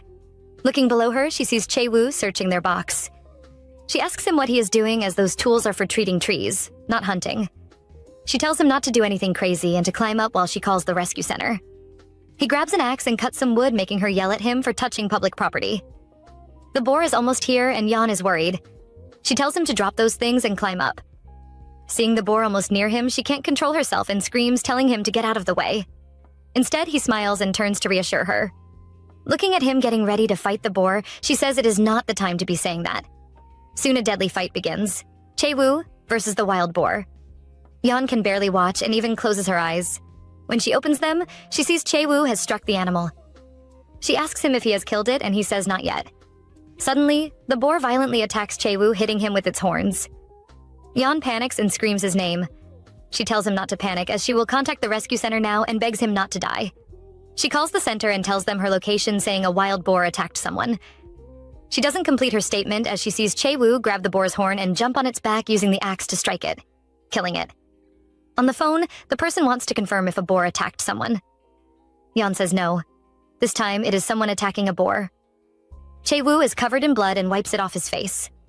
He tells Yeon to come down. She holds the tree tightly and refuses to because for her right now, Chae-woo resembles a dangerous animal. Seeing her acting so stiff, he is worried she is too scared. She warns him not to come closer, however, as he is the scariest thing to her right now, especially with the axe in his hands. Chae-woo can't help but laugh, making Yeon think him creepy. She really wanted to go back in time and punch herself for feeling betrayed. Chae-woo suddenly grabs his waist and bends over, groaning. She is immediately worried and asks if he is hurt. He drops the axe and tells her she can come down now. At the hospital, the doctor bandages Chae-woo wounds while telling him it is a miracle to only be this injured. Yeon wants to know if that is true, and the doctor explains a boar is like a moving truck. Meeting one means you're dead. Yeon imagines what would have happened if Chae-woo hadn't insisted on going with her. The doctor says he has done a quick emergency treatment and will drop by their house later. She thanks him. Watching him leave, she is glad because the doctor's scatterbrained behavior saved her from exposing herself in front of Chae-woo. The man in question calls her name and she turns to face him. He asks about the doctor's identity. Yeon says he is just a doctor. Chae-woo doesn't believe and even stares at her suspiciously. She wonders what is up with that look. She explains to Chae-woo that the doctor has been the one treating him since he was in a vegetative state. Chae-woo suddenly asks an important question. Are they that rich?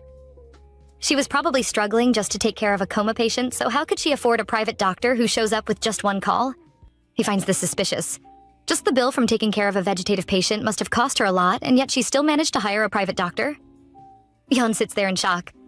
At this point, Chae-woo can just open a podcast and name it Chae-woo's Barrage of Questions. He asks too much.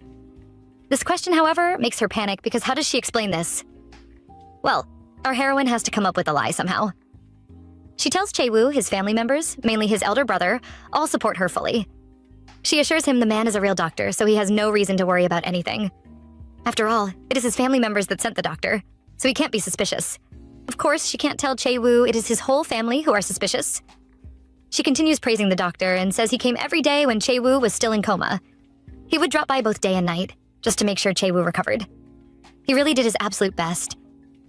Yeon might have said those words to make Chae-woo feel better about the doctor, but she has unknowingly put him in Chae-woo's black book. Our male lead can only focus on one thing, that the doctor could enter Yeon's home not only during the day, but even at night too. Yeon thinks the doctor coming around made her rest more comfortable, but Chae-woo doesn't stop frowning.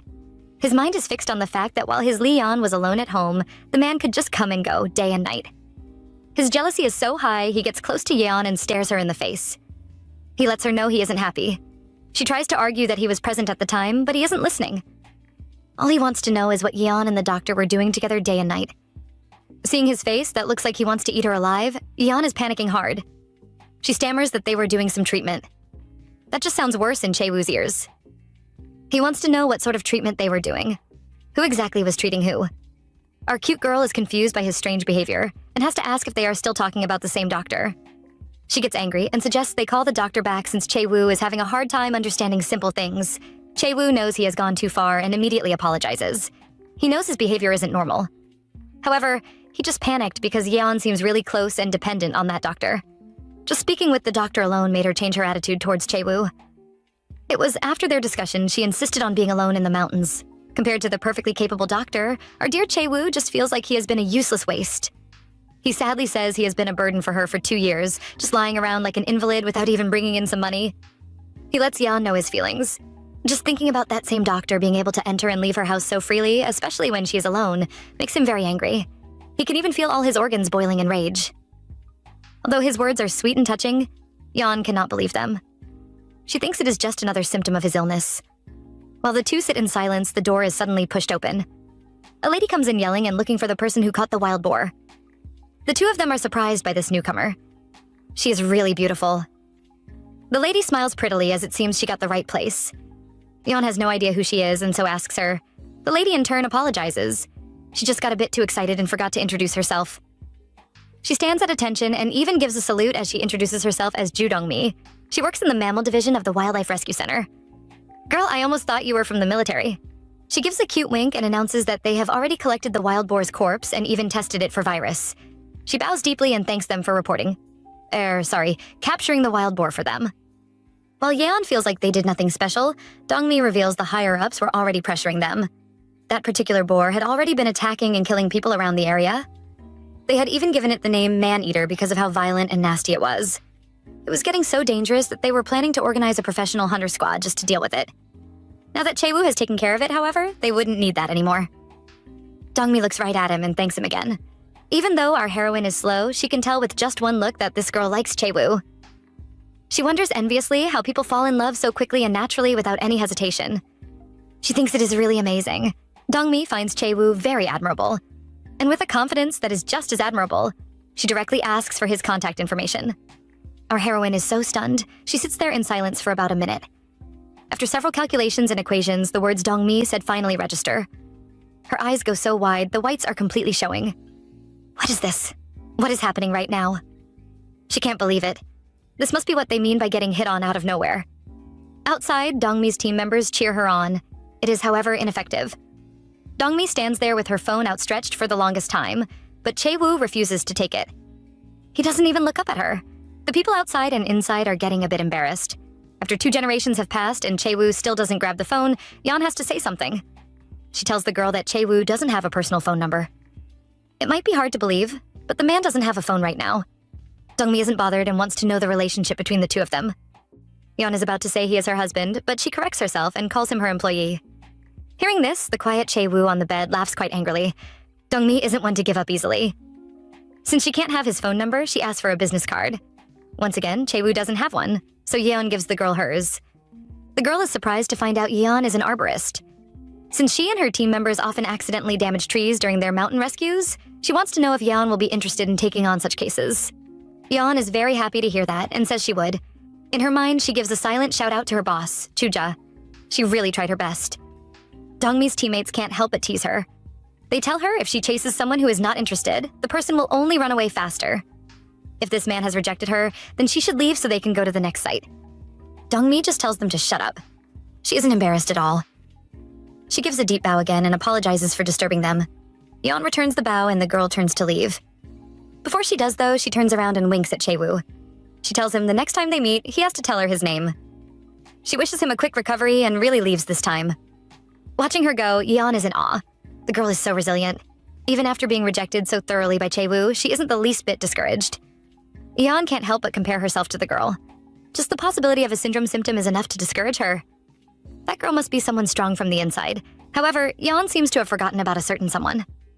Behind her, Chaewoo repeats the words she said about him being her employee. He asks if that was really the best word she had to describe him. She knows exactly what kind of timing sets him off and makes him angry. So why would she choose to turn her back on him again? Yeon is nervous and tries to explain that Ju Dongmi obviously likes him. He doesn't let her finish her statement, however, as he finds it annoying. Why is she already calling the girl by her name? Since when were they familiar? Walking past her, he tells her she really treats the dogs horribly. Left alone in the ward, Yeon stands in silence. Yeon has never been so uncomfortable. She is in the car, driving home with Chaewoo. Since they left the hospital, he clearly hasn't spoken to her. He hasn't even looked at her just once. She sadly remembers the times he would stare at her even when she told him not to. Feeling a little down, she keeps sneaking glances at him, but he just stares out the window. Yeon can't understand her conflicting feelings. When he stared at her, his gaze made her extremely nervous. Now that he isn't looking at her, however, she feels empty, like something that has been cast away. She has no idea why, but being with this man just makes her feel several nameless emotions. The two finally arrive at their home. Yeon sighs. She is just telling Chaewoo to rest since the doctor is coming soon when he suddenly starts taking off his clothes.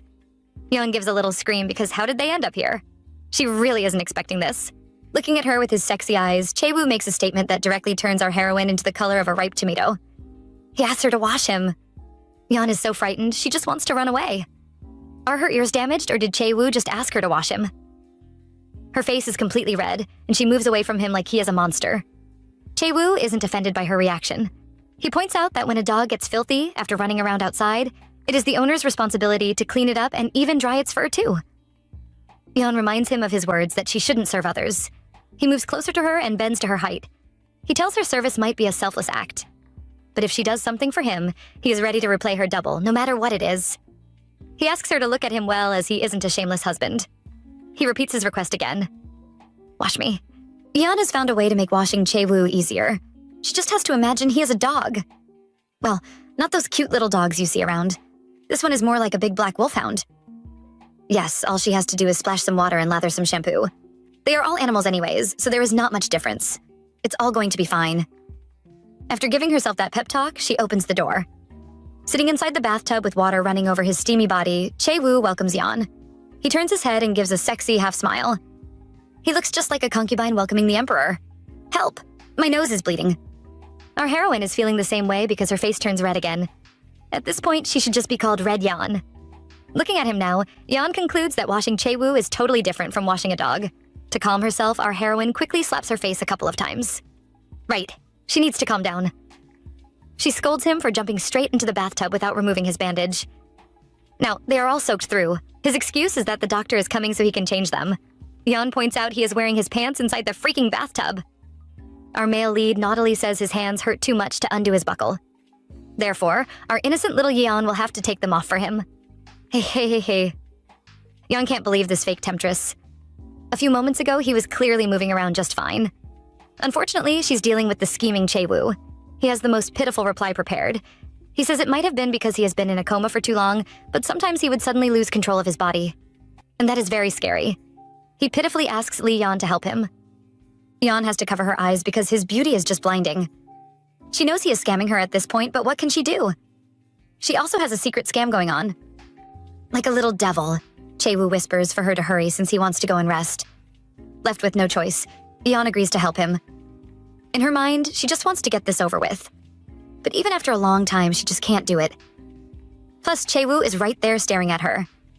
Yeon can't take it anymore and closes her eyes. Whatever happens, happens. And with that, she reaches for his belt. Except, she doesn't quite get the right spot. No, our heroine has managed to miss the buckle and is now gripping something else.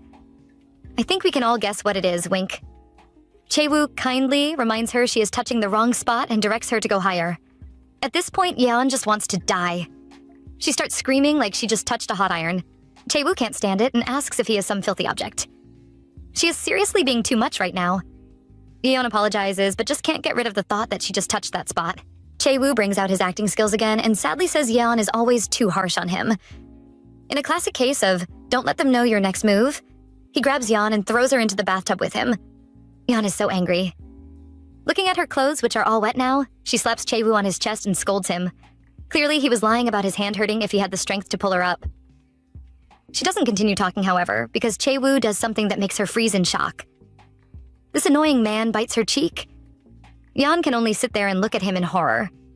When he is done, her eyes are already full of tears as she wonders if he is really a dog. He says that was a punishment for her messing around. She protests because she did no such thing. He reminds her of what happened in the hospital. She put him up for display like he is something she is trying to sell off. Yeon says she was not trying to pawn him off. This doesn't make things better for her as Chae-woo is now truly annoyed. He sits up so their position is reversed, and now she is the one lying in the bathtub. He is convinced she couldn't throw him away because of guilt, so she is planning to just hand him off to someone else instead. She must have always been thinking about getting rid of him. She tries to defend herself, but he isn't done talking. Since he promised to do anything she asked him to do, he wants to know now if she seriously wants him to go sleep with another woman. Yeon is so baffled by this question that everything he says after that goes through one ear and out the next. Why would she tell him to go sleep around? He wants her to explain clearly what she meant, otherwise he would start thinking she is pushing him away because she wants other men. He tells her he also has insecurities too. Yeon is just totally confused at this point. She only just answered Dongmi's questions. How did it become so extreme? She suddenly remembers what the doctor said about his illness. It can cause aggression and hypersexuality. And once again, Yeon concludes that everything happening is just because of his symptoms. Chae-woo is still waiting for her answer.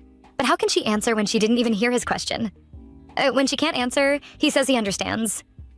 She just sits there confused because what is he understanding? He tells her before she sells him off, she will have to first try him out. And while she sits there confused, he leans down and kisses her. While she is still dazed, Chae-woo tells her they are creating an instruction manual. She will have to write the user manual properly. Seeing him moving closer, Yeon knows what he is about to do, but she doesn't want to. She knows she won't be able to think straight if he touches her again. Before she can escape, though, he starts kissing her. It is just as she thought. Just like the last time, she can't think straight again. She wonders why she is letting herself get controlled by him. She knows if she pushes him away, he will stop. However, she just can't bear to. The two continue their intimate actions, but it reaches a point Yeon can't take it anymore and tells him she doesn't want this. In her entire life, she has never wanted sensations like this. When she sees Chae-woo doesn't want to stop, she immediately sells the doctor out. Sorry, doctor, but you will just have to be the scapegoat. She tells him why she has been avoiding him, because he is sick. She lists all the symptoms he has and tells him what he is doing right now is exactly the same as those symptoms. His obsession with her is just because he is sick. She says what he is doing right now might not even be something he wants. It might just be the sickness controlling his mind. But the more she talks, the more she is hurting herself with those words. She is feeling sad when Chae-woo finally speaks. He tells her she is doing it again.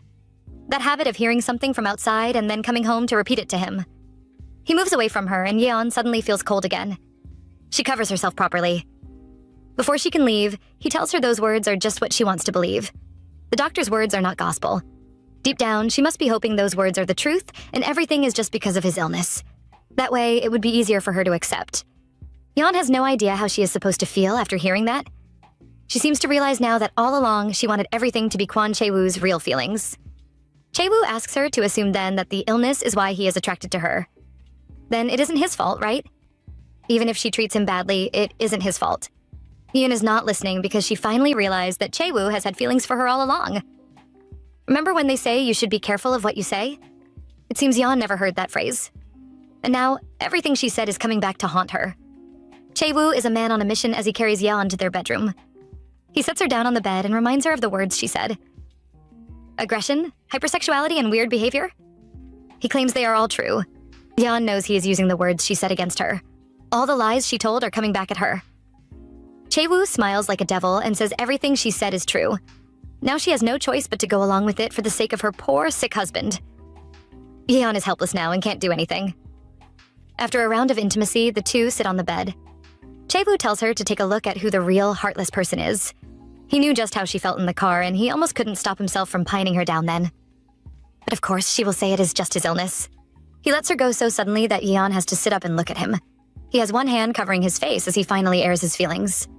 He feels like he is going crazy. Every time she keeps pushing him away like this. Some days, she will hold on to him like she never wants to let him go. And then on other days, she suddenly starts to push him away. One moment, it seems like she is right there and he can reach out to her and grab her. The next moment, she is ignoring how he feels just because of what other people say. He is confused on which version of her to follow. Looking at the man trembling in front of her, Yeon feels pain in her heart. This is a man who never flinched when he had countless nightmares after waking up. He still didn't flinch when climbing a 30-meter tree with his bare hands and not when he fought a wild boar. He is trembling now in front of her. She realizes that while she has been so busy trying to get through the moment, she never thought about how her lies would look through his eyes. Even though she knows the truth, she still feels lost every day. Then what about Chae-woo? He can't even remember anything right now. She can't imagine how he must be feeling. It must be like he is walking on a trembling surface and is not sure when it would crumble under his feet. The lies she tells him are so flimsy, they can't hold up under scrutiny. And yet because she is the one saying them, he just believes it. He asks her if she takes him for a fool. To be honest, he isn't completely wrong. But if she says it, she would be a piece of trash. Her silence is enough answer for him, and he tells her so. She tries to deny it, but it is too late. He tells her to keep taking him like a fool, but she has to keep him close while she does it. He will keep playing the part of the sick and crazy husband if that is what she wants. Yeon finds this strange. Those words would have frightened her some time ago, but now they just make her feel comforted. She even wonders if she has gotten whatever sickness Chae-woo has. He begs her to play along with him, and once again, they start to get intimate. While the two are getting busy, Yeon suddenly hears someone coming up the stairs. The innocent doctor who has no idea what is going on is here for another fun overtime. Compared to the doctor's happy singing, Yeon is panicking right now. The big wolf Chae-woo doesn't want to stop. He even says he will use this opportunity to teach the doctor a lesson. The man has to stop sneaking into someone else's newlywed home like a rat. He has to know the consequences. Yeon can't understand what this man is saying. She asks him to think about their social reputation, but he isn't bothered. He just refuses to stop. At this time, she hears the door beeping. The doctor is trying to get in. Thankfully, he makes a mistake on the passcode and has to try again. Yeon is so frightened that she agrees to grant Chae-woo one request of his choice. It must not involve getting intimate, though. Chae-woo is pleased with this and reminds her of her promise. By now, the doctor has gotten the passcode correct and pushes open the door. only to meet the scariest sight of his life. Chae-woo is standing right in front of the door and glaring at the doctor darkly. It looks like he wants to kill him. Yeon is in his arms covered completely in a blanket and seems to be asleep. Chae-woo scolds the doctor for not knocking. He mockily asks if the man didn't learn any manners in elementary school. The poor doctor has seen the clothes scattered on the floor and just stands there shocked. Our male lead leaves angrily, while the poor doctor stands there wondering how any of this is his fault. Once they are upstairs, Yeon, who has been pretending to be dead, wakes up. She slaps Chae-woo's chest and asks him what he is going to do about this. She has to see the doctor every time she goes to the hospital, and now she is just too embarrassed. The petty wolf Chae-woo is bothered by something else. Why does the doctor know the passcode when he doesn't? His question catches Yeon off guard. He is bitter about the way the doctor just walked in, like it is his own house. Yeon is nervous as she doesn't know the backdoor code either. Yeon stubbornly thinks she can't be blamed for this. After all, it was his brother that set up the passcode and only the medical staff can use it. He is unhappy because he is the husband, but he doesn't know anything. She points out that he was sick, though. He isn't satisfied, though. He just can't accept that even strangers might know more about her. He doesn't know her birthday, their anniversary, or even her phone number. He sadly hugs her. Yeon feels bad for him.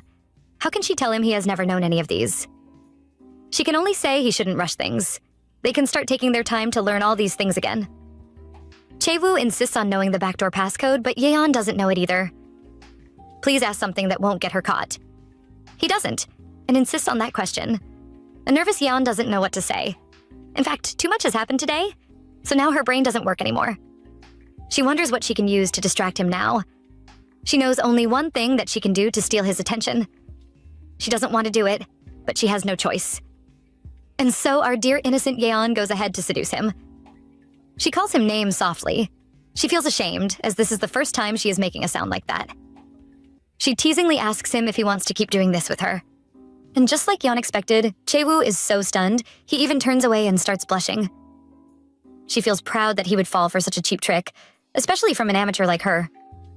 She continues and tells him to make sure he gets better quickly. He has to change his bandages and properly take care of himself. She whispers that she has touched wood before, so touching him won't really surprise her anymore. Her words affect him so much he has to put her down and kneel before her. He asks why she has to bring up wood right now. She must be doing this on purpose, isn't she? Of course she is, sir. He knows he told her she could play around with him, but tells her to stop making him look pathetic. In the same breath, however, he asks if he should be looking forward to it. Such low esteem. Yeon is frightened and asks what he has to look forward to. He says her palm so he will make sure he recovers quickly. And there it is again. Yeon wonders how she always manages to close one hole just to dig another bigger pit for herself. On an empty, deserted street, a man in crutches alights from a cab. It turns out to be the one of the men Chae-woo attacked. He complains about how much his body aches even while lying down. And yet, his professor wants him to go out and meet someone at this late hour. He remembers his professor's words. It seems someone important wants to meet him. Even the professor finds this group of people hard to deal with and advises the man not to mess things up. The man doesn't believe that his professor, Jo Kyung-chun, who is not a simple man himself, has someone who he finds difficult to handle. He wonders just who it is. He steps into the meeting room and sees a young man in a black outfit and black face cap. He screams loudly because he recognizes this man. It was the punk that lived next door to him. He even ignored him when he was dying. The man is still busy swearing when the boy drops a document in front of him. He wonders what it is and picks it up. Seeing the file inside the document, the man starts to tremble in fear. The young man asks why the man is still worried about the records, even after his professor said he has erased them. It turns out to be a criminal investigation report. The man is a bit doubtful. He doesn't believe that the legacy of Hwang Jo-yoon, who managed to grow and sell weed when he was still an undergraduate, can disappear all because Jo Kyung-chun waves his hands.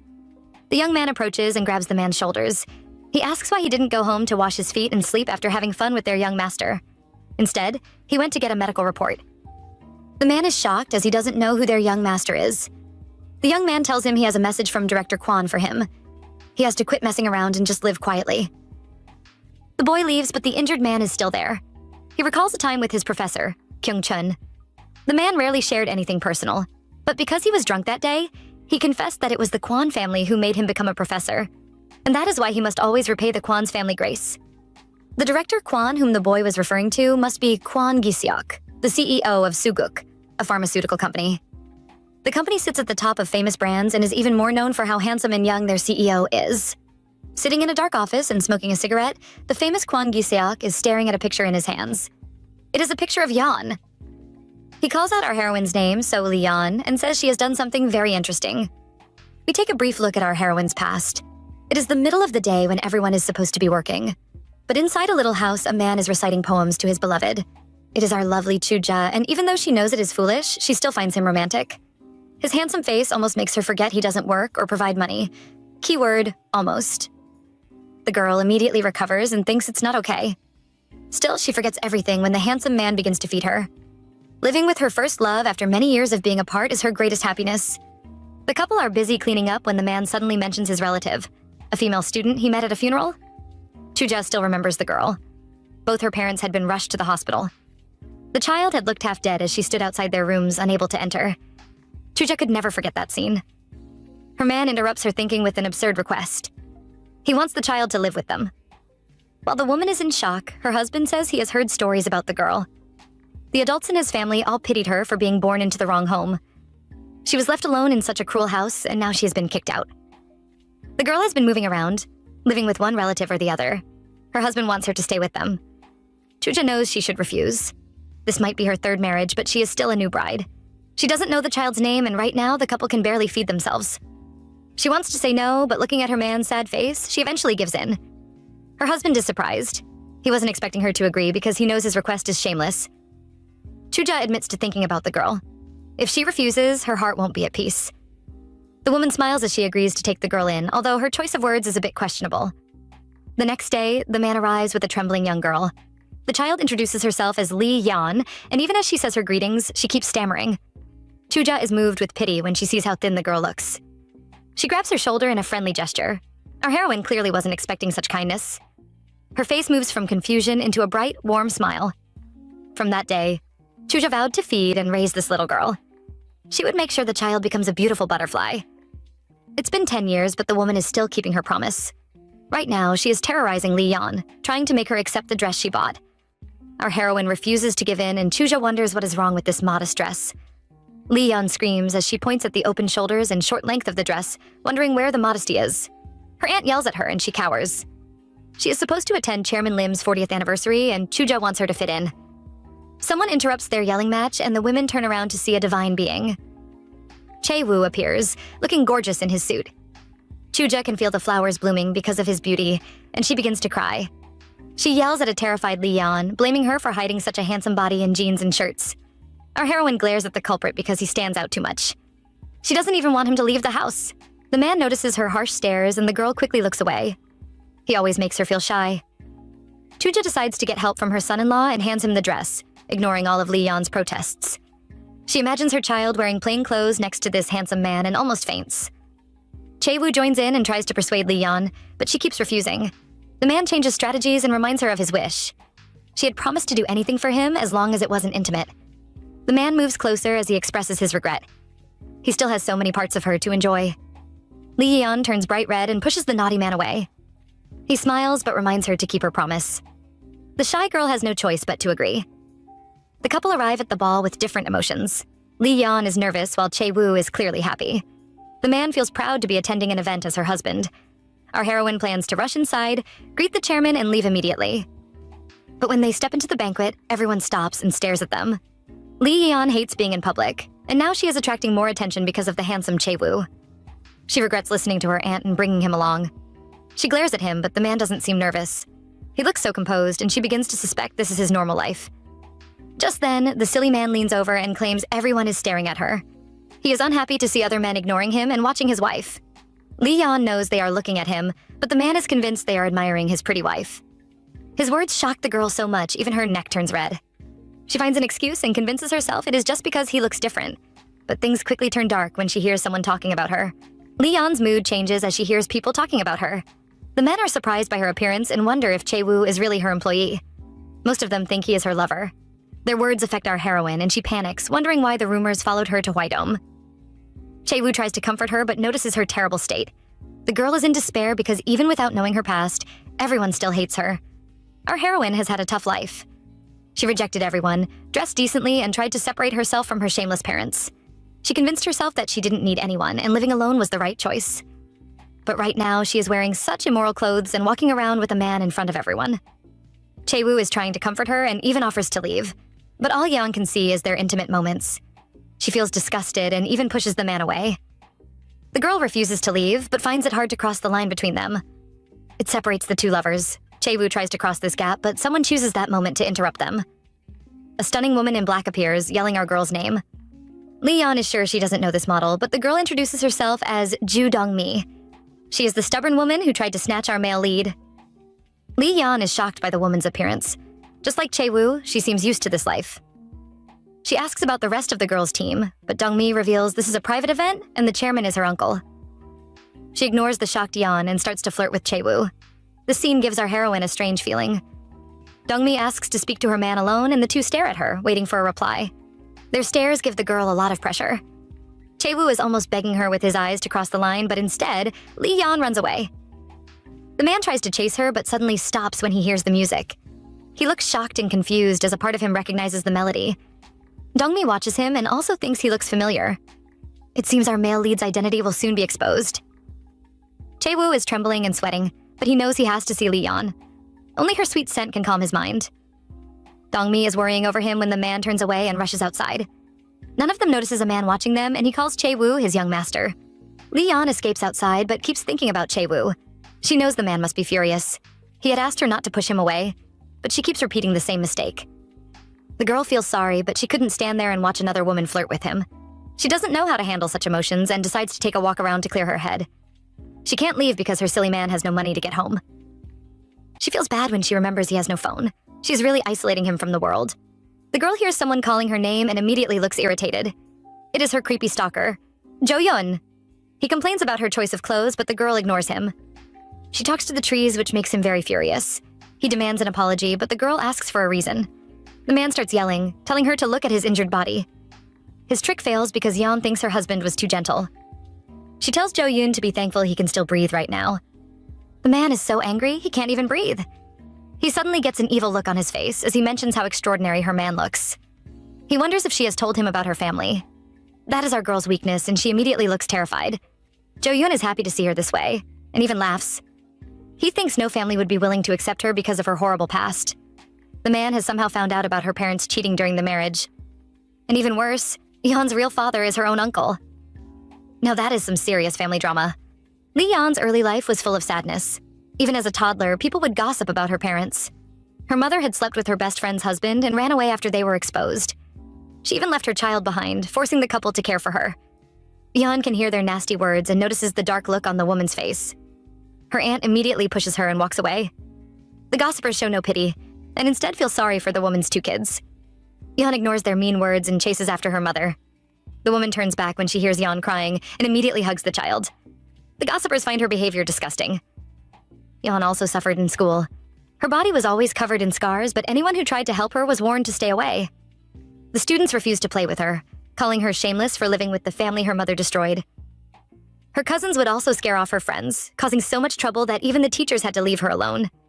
They wanted Yeon's life to be full of loneliness. The harassment didn't end there, because her cousin showed up at her workplace and exposed her family history to everyone.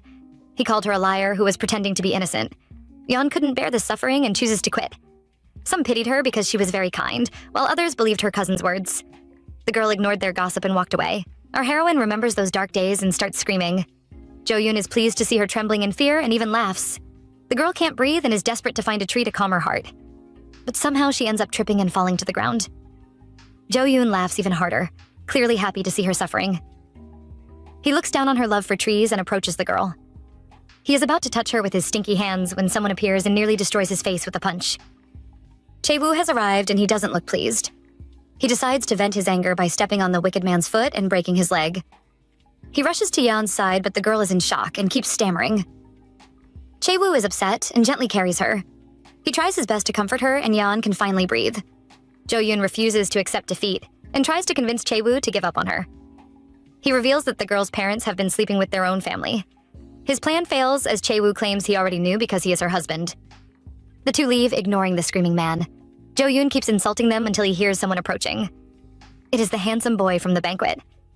He has a dark look on his face as he reminds Jo-yoon of his warning to stay quiet. Chae-woo has no idea someone is taking revenge for him and is busy worrying about his wife. He only relaxes when he notices she isn't injured. He apologizes, blaming himself for not handling Jo-yoon well. The girl feels sorry. She thought the man would be angry, but instead, he apologizes. The two are relaxing, but Yeon is afraid he heard everything Jo-yoon said. She already looks upset, but Chae-woo assures her he is okay. He still believes they are married and is sure he must have known everything about her past. Yeon feels ashamed because she is deceiving him. The girl feels ashamed and decides to tell Chae-woo the truth. Well, not the whole truth. She admits that he entered the marriage without knowing about her dirty past. The man wonders why she is confessing, but Yeon also has no idea. Chae-woo answers the question for her and claims she is revealing her feelings.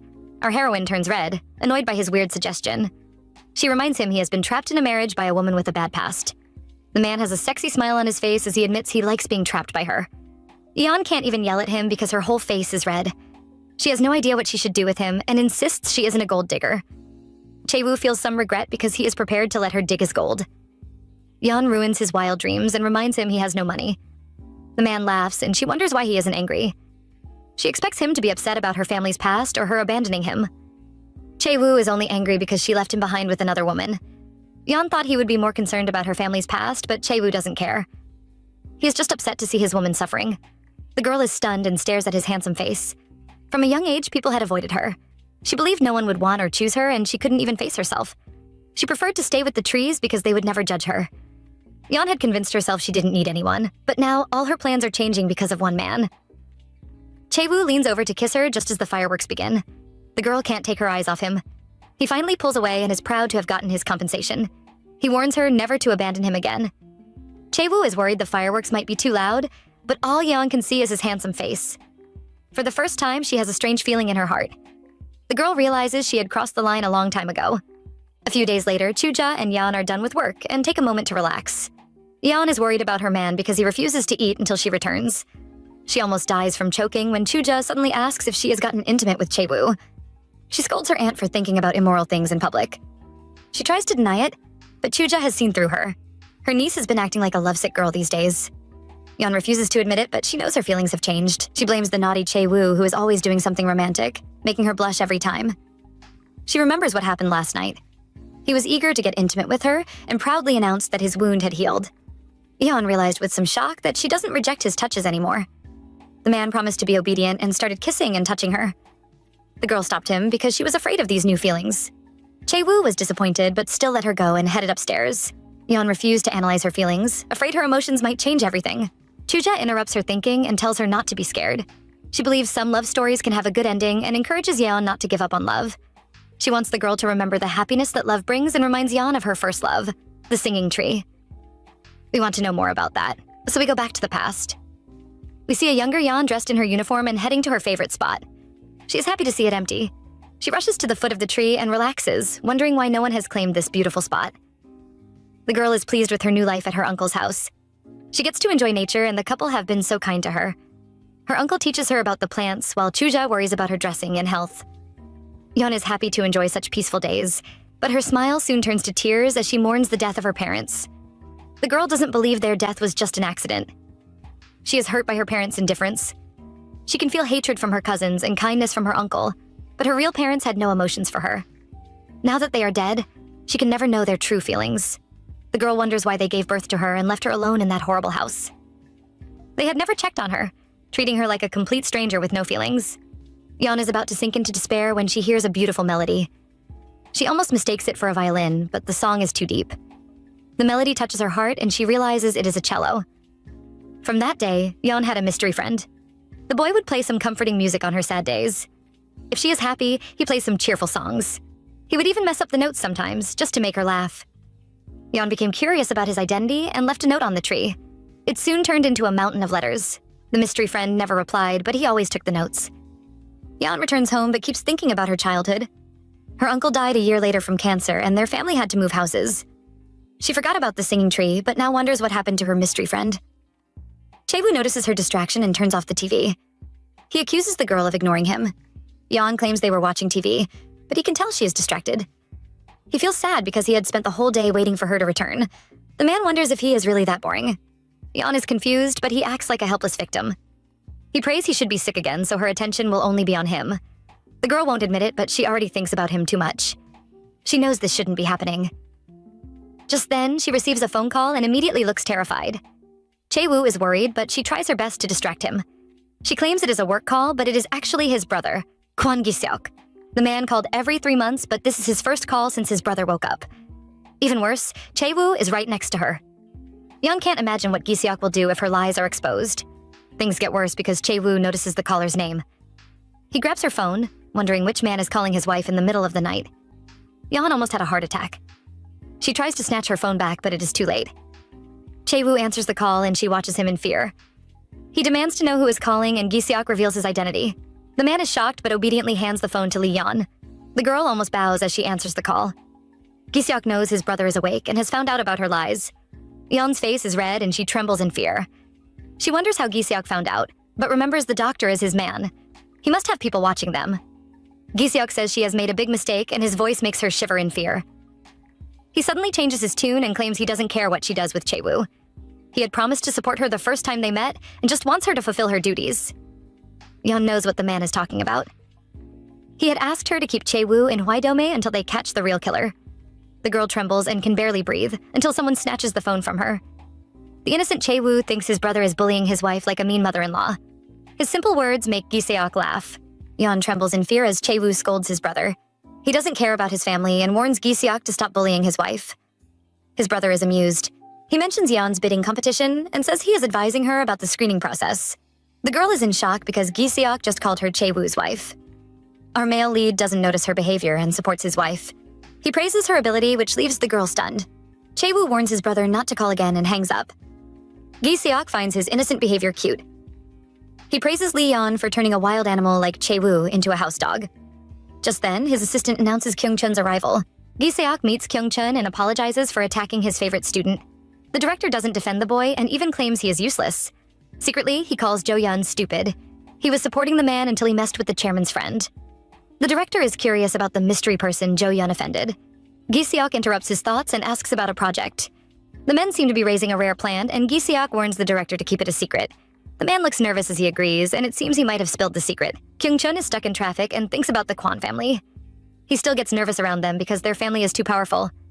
He recalls the first time he visited their mansion. He was still a student and some guards had dragged him to meet the chairman. Chairman Kwon was the head of the family and also Gi-seok's grandfather. His aura was so powerful, it almost made the boy faint. Kyung-chun noticed that every master of the Kwon family has the same aura, but instead of using it properly, they ran a money-lending business. The Kwon family seemed to be supporting young CEOs, but they were actually running an intelligence business. Chairman Kwon lent money to everyone around the world. For 80 years, his family controlled the nation and all the popular companies. They raised experienced torturers who blended into the nation's intelligence system. Those people soon created their own private company and worked for the government. Chairman Kwon used those men to gather secrets about top companies, but he still wasn't satisfied. The man was desperate to expand his business and decided to raise poor children who had extreme talent. Those children grew up and earned important positions in the nation. They were only loyal to the Kwon family and would fulfill all their instructions. Kyung-chun reveals that he also belongs to the Kwon family. He noticed their twisted nature after he grew older and dedicated his life to serving them. But the man has been keeping one major secret from his family. We go back to a few years ago. We see a younger Yeon stuck in a swamp and screaming for his help. The director rushes to save her and wonders where Jo-yeon is. The girl says he ran away and the man expresses his disgust. Yeon feels sorry because the director had always warned her to be careful. To make up for her mistakes, she tells him about the awesome plant she found. She points at the flower and it seems to be glowing. The girl has no idea what it is, but Kyung-chun is in shock. It turns out it was Lee Yeon who found that special flower a few years ago. It was a rare plant with no name, and he immediately reported it to the Kwon family. Soon, the rare plant was taken away. Kyung later found out that all the researchers who worked on the plant were killed. He was worried about Lee Yeon and used Jo-yeon's stalking incident to send her away. The director remembers Gi-seok's warning. He believes he is someone without feelings, but Yeon's innocent behavior and love for the trees melted his heart.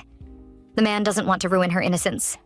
He thought he had kept her safe, but the stubborn girl just had to open her own clinic and join the Hwai-do-me project. The director wonders if the plant is calling her. He wishes Yeon could escape from this danger and avoid the Kwon family, but it is too late and our heroine is already involved with the Kwon men. Chae-woo is giving her a massage, worried about her pale face. The man still believes his wife has been facing trouble from his family. Yeon does her best to distract him from the incident. She finds it strange because Gi-seok didn't care about her deceiving Chae-woo. He seemed to have no emotions for his brother who just woke up after 2 years. The girl suddenly realizes that he never visited Chae-woo. She believes the brothers must have a distant relationship. Just then, the man kisses her hands. Yeon almost jumps out of her skin when he says he owes her a debt. He believes she has been suffering because of him. Yeon doesn't argue because it is also true. Chae-woo keeps kissing her and wonders what he should do. Our girl is blushing and confused. She keeps stammering and finally tells him to remain calm and stop being intimate. She wants his illness to heal quickly. Chae-woo recites her instructions again and believes he can fulfill them. Well, except for one.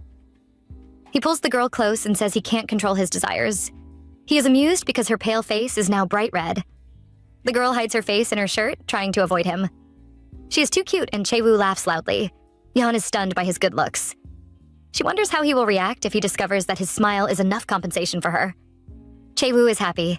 He can tell that Yeon's feelings for him have changed and compares himself to her ex-husband, which is also him, by the way. The man smirks and admires the clothes she bought for him. He remembers how shy she looked as she claimed it was because of the cold weather. He can tell she is opening up to him and wants to hug her and possess her body. But Chae-woo has to hold back. He is afraid he might become like her ex-husband and she would end up hating him. He refuses to take her by force and wants her to offer herself to him. The man decides to meet the famous Gyubek for some advice, but somehow, the men end up talking about monkeys. The boy believes Chae-woo only has a chance if he becomes a young monkey. He explains that young monkeys smell good. Chae-woo defends himself, saying he also washes properly. He claims young men aren't popular because they have no money or experience and are just burdens. The child is confused because Chae-woo is also broke. Our male lead freezes in shock as Gyubek lists all his disadvantages. He is unemployed and lazies around, showing off his strength. Yeon does all the work, and even the clothes the man is wearing were bought by her. Chae-woo is speechless and stares at his clothes in pain. Gyubek calls him a shutter man, a man who lives off his wife. He succeeds in breaking Chae-woo's heart, and the man turns to dust. Yeon looks nervous as she tries to discourage the stubborn Chae-woo from following her to work. The man shamelessly refuses to leave and says he can help with the heavy lifting. He claims a boar might appear, but the girl believes that would never happen again. The man decides to use his secret weapon, a lunchbox and his gorgeous smile. As expected, Yeon is speechless and starts blushing. She realizes with some horror that she is becoming weak for him. Our couple head to the mountains and Lee Yeon focuses on her work. Behind them, Chae-woo watches her with a silly smile. Evening arrives and Yeon takes a break. Chae-woo mentions how her expression changes when she starts working. She always seems in control. The girl explains that the trees make her comfortable. Because she spent her younger days playing with a certain tree, she soon fell in love with nature. Chae-woo is curious and thinks the tree is a spruce because of the hospital's name. Yeon doesn't know what kind of tree it was, but admits the hospital's name is related to it. She had never told anyone apart from Chuja about the singing tree. She thought no one would believe her and she didn't have close friends to talk to. Yeon decides to share the story with Chae-woo, but the man never replies. She begins to panic, thinking he also doubts her. Meanwhile, Chae-woo is just obsessed with her cute face. He quickly slaps his naughty thoughts away and asks about the music. The girl still looks upset but reveals it was a cello. Chae-woo is stunned as his memories begin to return. Yeon has no idea, and explains she chose the name spruce because the tree is used to make cellos. She didn't know what kind of tree it was and just called it the singing tree.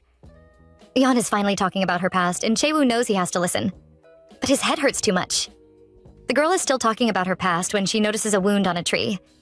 She panics and runs over to examine it. She notices how deep it is and assumes it is a knife wound. She examines the other trees and they are all marked. Lee Yeon realizes that this is some kind of signpost. She follows the marks and arrives at a restricted area she has never seen before. The sun is setting and Yeon knows the place is too dangerous. She decides to treat the trees and head back. But when she turns around to take a tool from Chae-woo, she realizes she's all alone. The girl screams because she had completely forgotten Chae-woo. Our main leads are both panicking. Yeon blames herself for losing Chae-woo, while the man scolds himself for taking his eyes off her. The girl remembers her promise not to abandon him and feels like beating herself up. Meanwhile, Chae-woo recalls Gyubek's insults and feels he is really useless. The two are ready to take responsibility if anything happens to their partner. Yeon is blaming herself when she hears footsteps approaching. She turns around, thinking it is Chae-woo. Instead, she sees a group of men led by a short man. She assumes they are regular hikers and advises them to turn back because this is a dead end. The men stare at her and start discussing. The leader thinks she is from the city hall or police force and says their negotiations have ended. Lee Yeon has no idea what they are talking about and reveals her identity as a tree doctor. The men stop staring at her and begin to laugh. They all mock her job. The girl is starting to have weird feelings. She recalls the news she watched about illegal harvesting and realizes these men are harvesters. She plans to escape and report them, but the men would never let her go. Yan can tell things are getting dangerous. The leader thinks she is lying and plans to teach her a lesson. Our heroine is nervous and wishes her man could appear. Chae-woo is tracing his woman and looks upset when he sees her hat on the floor. He is sure she was following the knife marks. He is correct and soon discovers her footprints. But he can also see several footprints from different men. He also spots the abandoned banner and already knows what happened. Chae-woo is furious and begins to gather his tools. He is ready to cut off every hand that touched his woman and rip out their throats. But he soon remembers Yeon's request. He had promised to let go of his aggressive thoughts. Chae-woo sinks into despair because that is impossible. His mind is filled with cruel thoughts, and violence feels natural to him. He finally realizes he will never be the innocent man Yeon wants. She is someone who feels pity, even for flowers, and they both have different lives. Chae-woo knows he can't hold on to her if they have different paths. He is determined to chase her, but also wants to pull her into the darkness with him. He makes up his mind and gently kisses her hat. Chae-woo soon arrives at a secret lodging. He feels smug because the dumb men had left their footprints everywhere. He is ready to begin his mission, but someone suddenly attacks him. The young man questions Chae-woo, but our male lead snatches his weapon and chokes the boy. He promises to spare his life if the man fulfills his request. The boy agrees only to hear the most absurd request. Chae-woo wants him to hit him. He even lowers his head to make it easier for the young man. The boy regrets meeting this lunatic. He stares at Chae-woo's glittering face and makes sure to give him a hard punch. Turns out his punch is too weak, and Chae-woo decides to do it himself. He has no idea he has just traumatized the poor kid and even asks for his opinion. He wants to look pitiful because Yeon loves taking care of sick people. The boy is speechless, and Chae-woo thinks he isn't pitiful enough. He is about to punch himself again, but the kid quickly stops him. He says he looks bad, and our male lead is finally pleased. He orders the boy to beat him up and take him to his wife. The kid says a silent apology to his fellow brothers because he is about to bring home a crazy man. Yeon remembers the Hwaido she first saw. The city was so pure, she decided at a glance to build her clinic here. But somehow, her beautiful city has turned into a den of criminals. The girl is tied up and watches the men gather some red flowers which are used for drugs. She recalls her conversation with the men, realizing that the city hall and police are working with the criminals. Everything is a mess. The leader notices she is awake and approaches. He expects her to be scared, but is surprised by her calm look. Of course, our heroine is terrified. But after visiting the Kwan's mansion, this place seems like child play. The man threatens her, but Lee Yeon is busy panicking. She imagines her sweet Chae-woo falling off the cliff while looking for her and almost faints. She calms down when she remembers the man was burying people in the mountains when she first met him. Yeon panics again as she imagines a wild animal attacking Chae-woo. She has to remind herself he killed a wild boar with his bare hands. The girl keeps twisting around, making the leader wonder if she became stupid after he knocked her out. Lee Yeon forces herself to believe her man is strong, but just then a young boy appears and he is dragging the helpless-looking Chae-woo with him. Yeon is in disbelief, but the leader is annoyed with the crazy couple. He plans to send Chae-woo on a boat, but orders his men to beat him up first. Yeon is alarmed and starts screaming. She wants to stop them from hurting him, but forgets she is tied to a chair and falls over. She knows the real Chae-woo is a terrifying man, but is shocked when the men start beating him up. She yells at him, wondering why he is accepting the beating. She knows he is strong enough to hit them back, but the man just lies there as they torture him. She doesn't understand why he isn't fighting back until the man explains. He is hiding his aggressive nature because she hates it. Yeon is stunned and remembers the vow she forced him to make. The girl realizes that she was the one who caged him. She calls the man a fool, wondering why he becomes timid during such times. She is ready to accept his violent side if it stops him from getting hurt. She doesn't care about his illness anymore and begs him to destroy them all. Chae-woo is pleased because she is finally accepting his dark side. He smiles and thanks her because he can now show these men who is the boss. Chae-woo attacks and defeats each man with a single move. The leader tries to sneak an attack on him, but our male lead dodges and throws him around like an empty sack. Yeon wasn't expecting this supreme level attack and looks totally confused. Chae-woo rushes to free her and she stares at him in shock. She can't understand why he took those beatings when he is so strong. She looks at the defeated men lying on the floor, all looking half dead. Chae-woo notices her stunned face and immediately cowers, hoping she won't be too angry since no one died. Yeon can't understand why this aggressive man turns into a little cat in front of her. He keeps worrying about her injuries when his whole boy is covered in wounds. The girl stops smiling and calls his name. She warns him to stop caring about her, leaving the man in shock. Chae-woo is stunned when Yeon begs him to stop caring about her. He is afraid she doesn't want him and shivers like a little child, saying he didn't kill anyone. Yeon is surprised because the man misunderstood her words. She explains the meaning and asks him to stop being so careful around her. She is ready to accept his fighting skills and even praises him. She thinks he can use his skills to catch insects for Gyeobek or chase away the bad guys. She feels sorry for calling his behavior an illness. The girl looks serious as she thanks him for saving her life. Her words affect Chae-woo so much he doesn't know where to look. He finally looks up and gives her a bright smile.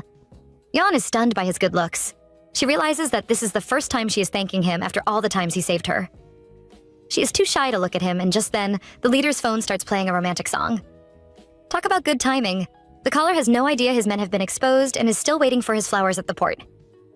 The leader speaks in a normal voice, but he has no choice, because Chae-woo is holding a knife over his neck. Our male lead sits on the leader's back as he recalls the man's threat to slice him up and send him to the boat. Yeon urges him to get off, but only because the leader is too dirty. The poor man probably feels like dying now. Chae-woo studies the address and suddenly smirks. He calls the girl's name and teases her with a first date at the sea. Our poor heroine is speechless. Yeon is in a car with the bad guys and is in a full panic mood. She regrets giving Chae-woo his freedom because he has gone completely wild. The man isn't bothered and even has the time to look like a supermodel. He explains that leaving the men around would give them a chance to retaliate, so he has to destroy them all. He offers to drop the idea if she agrees to take him everywhere with her. Yeon knows he is right because the Hwaido police can't be trusted. She finds Chae-woo's innocent face deceiving because he is very smart. He even remembered to take some pictures as evidence. The man doesn't know, but she has branded him a real criminal. The girl is terrified when she sees him with a mask over his face, acting like a hostage. The two fight like little lovers, totally forgetting they are with some bad guys and might be heading to their doom. The group finally arrives at a building. Chae-woo warns the girl to stay inside the car and lock the doors. Yeon is hoping she can follow him, but the man says it is dangerous. The girl insists on going with him. She knows she is useless, but she is scared to send him inside alone. Chae-woo almost gives in to her cute face, so he quickly pulls his mask on. He advises her to eat her meal and immediately leaves. Yeon watches him act like a hostage. The girl is filled with fear and is afraid something bad might happen. She tries to convince herself he will be fine and holds on to his promise to visit the sea together. Meanwhile, Chae-woo meets the big boss, who is smoking a cigarette. He scolds our male lead for messing with his orders. He asks about his other boys, and the leader claims they are cleaning up the warehouse. The boss is surprised by Chae-woo's calm behavior and decides to kick him around. Our male lead doesn't react, and the boss wonders if he is part of a secret organization. The young boy is afraid their lies would be exposed, so he thinks of an excuse. The boss doesn't notice his terrified look and decides to end Chae-woo's life with a bullet. The boss is prepared to shoot and tells the young boy to bring the gun. He starts yelling at the kid when he doesn't move. The young boy screams, and when the boss turns around, he sees Chae-woo attacking him with a knife. Our male lead slashes his neck, and while the men watch in horror, throws the boss into the sea. The men are shocked into silence before they remember they are supposed to attack him. They rush at Chae-woo and he smiles, ready to begin an epic fight. Now what is going to happen next? Comment Lorax below to find out. Until next time, ciao.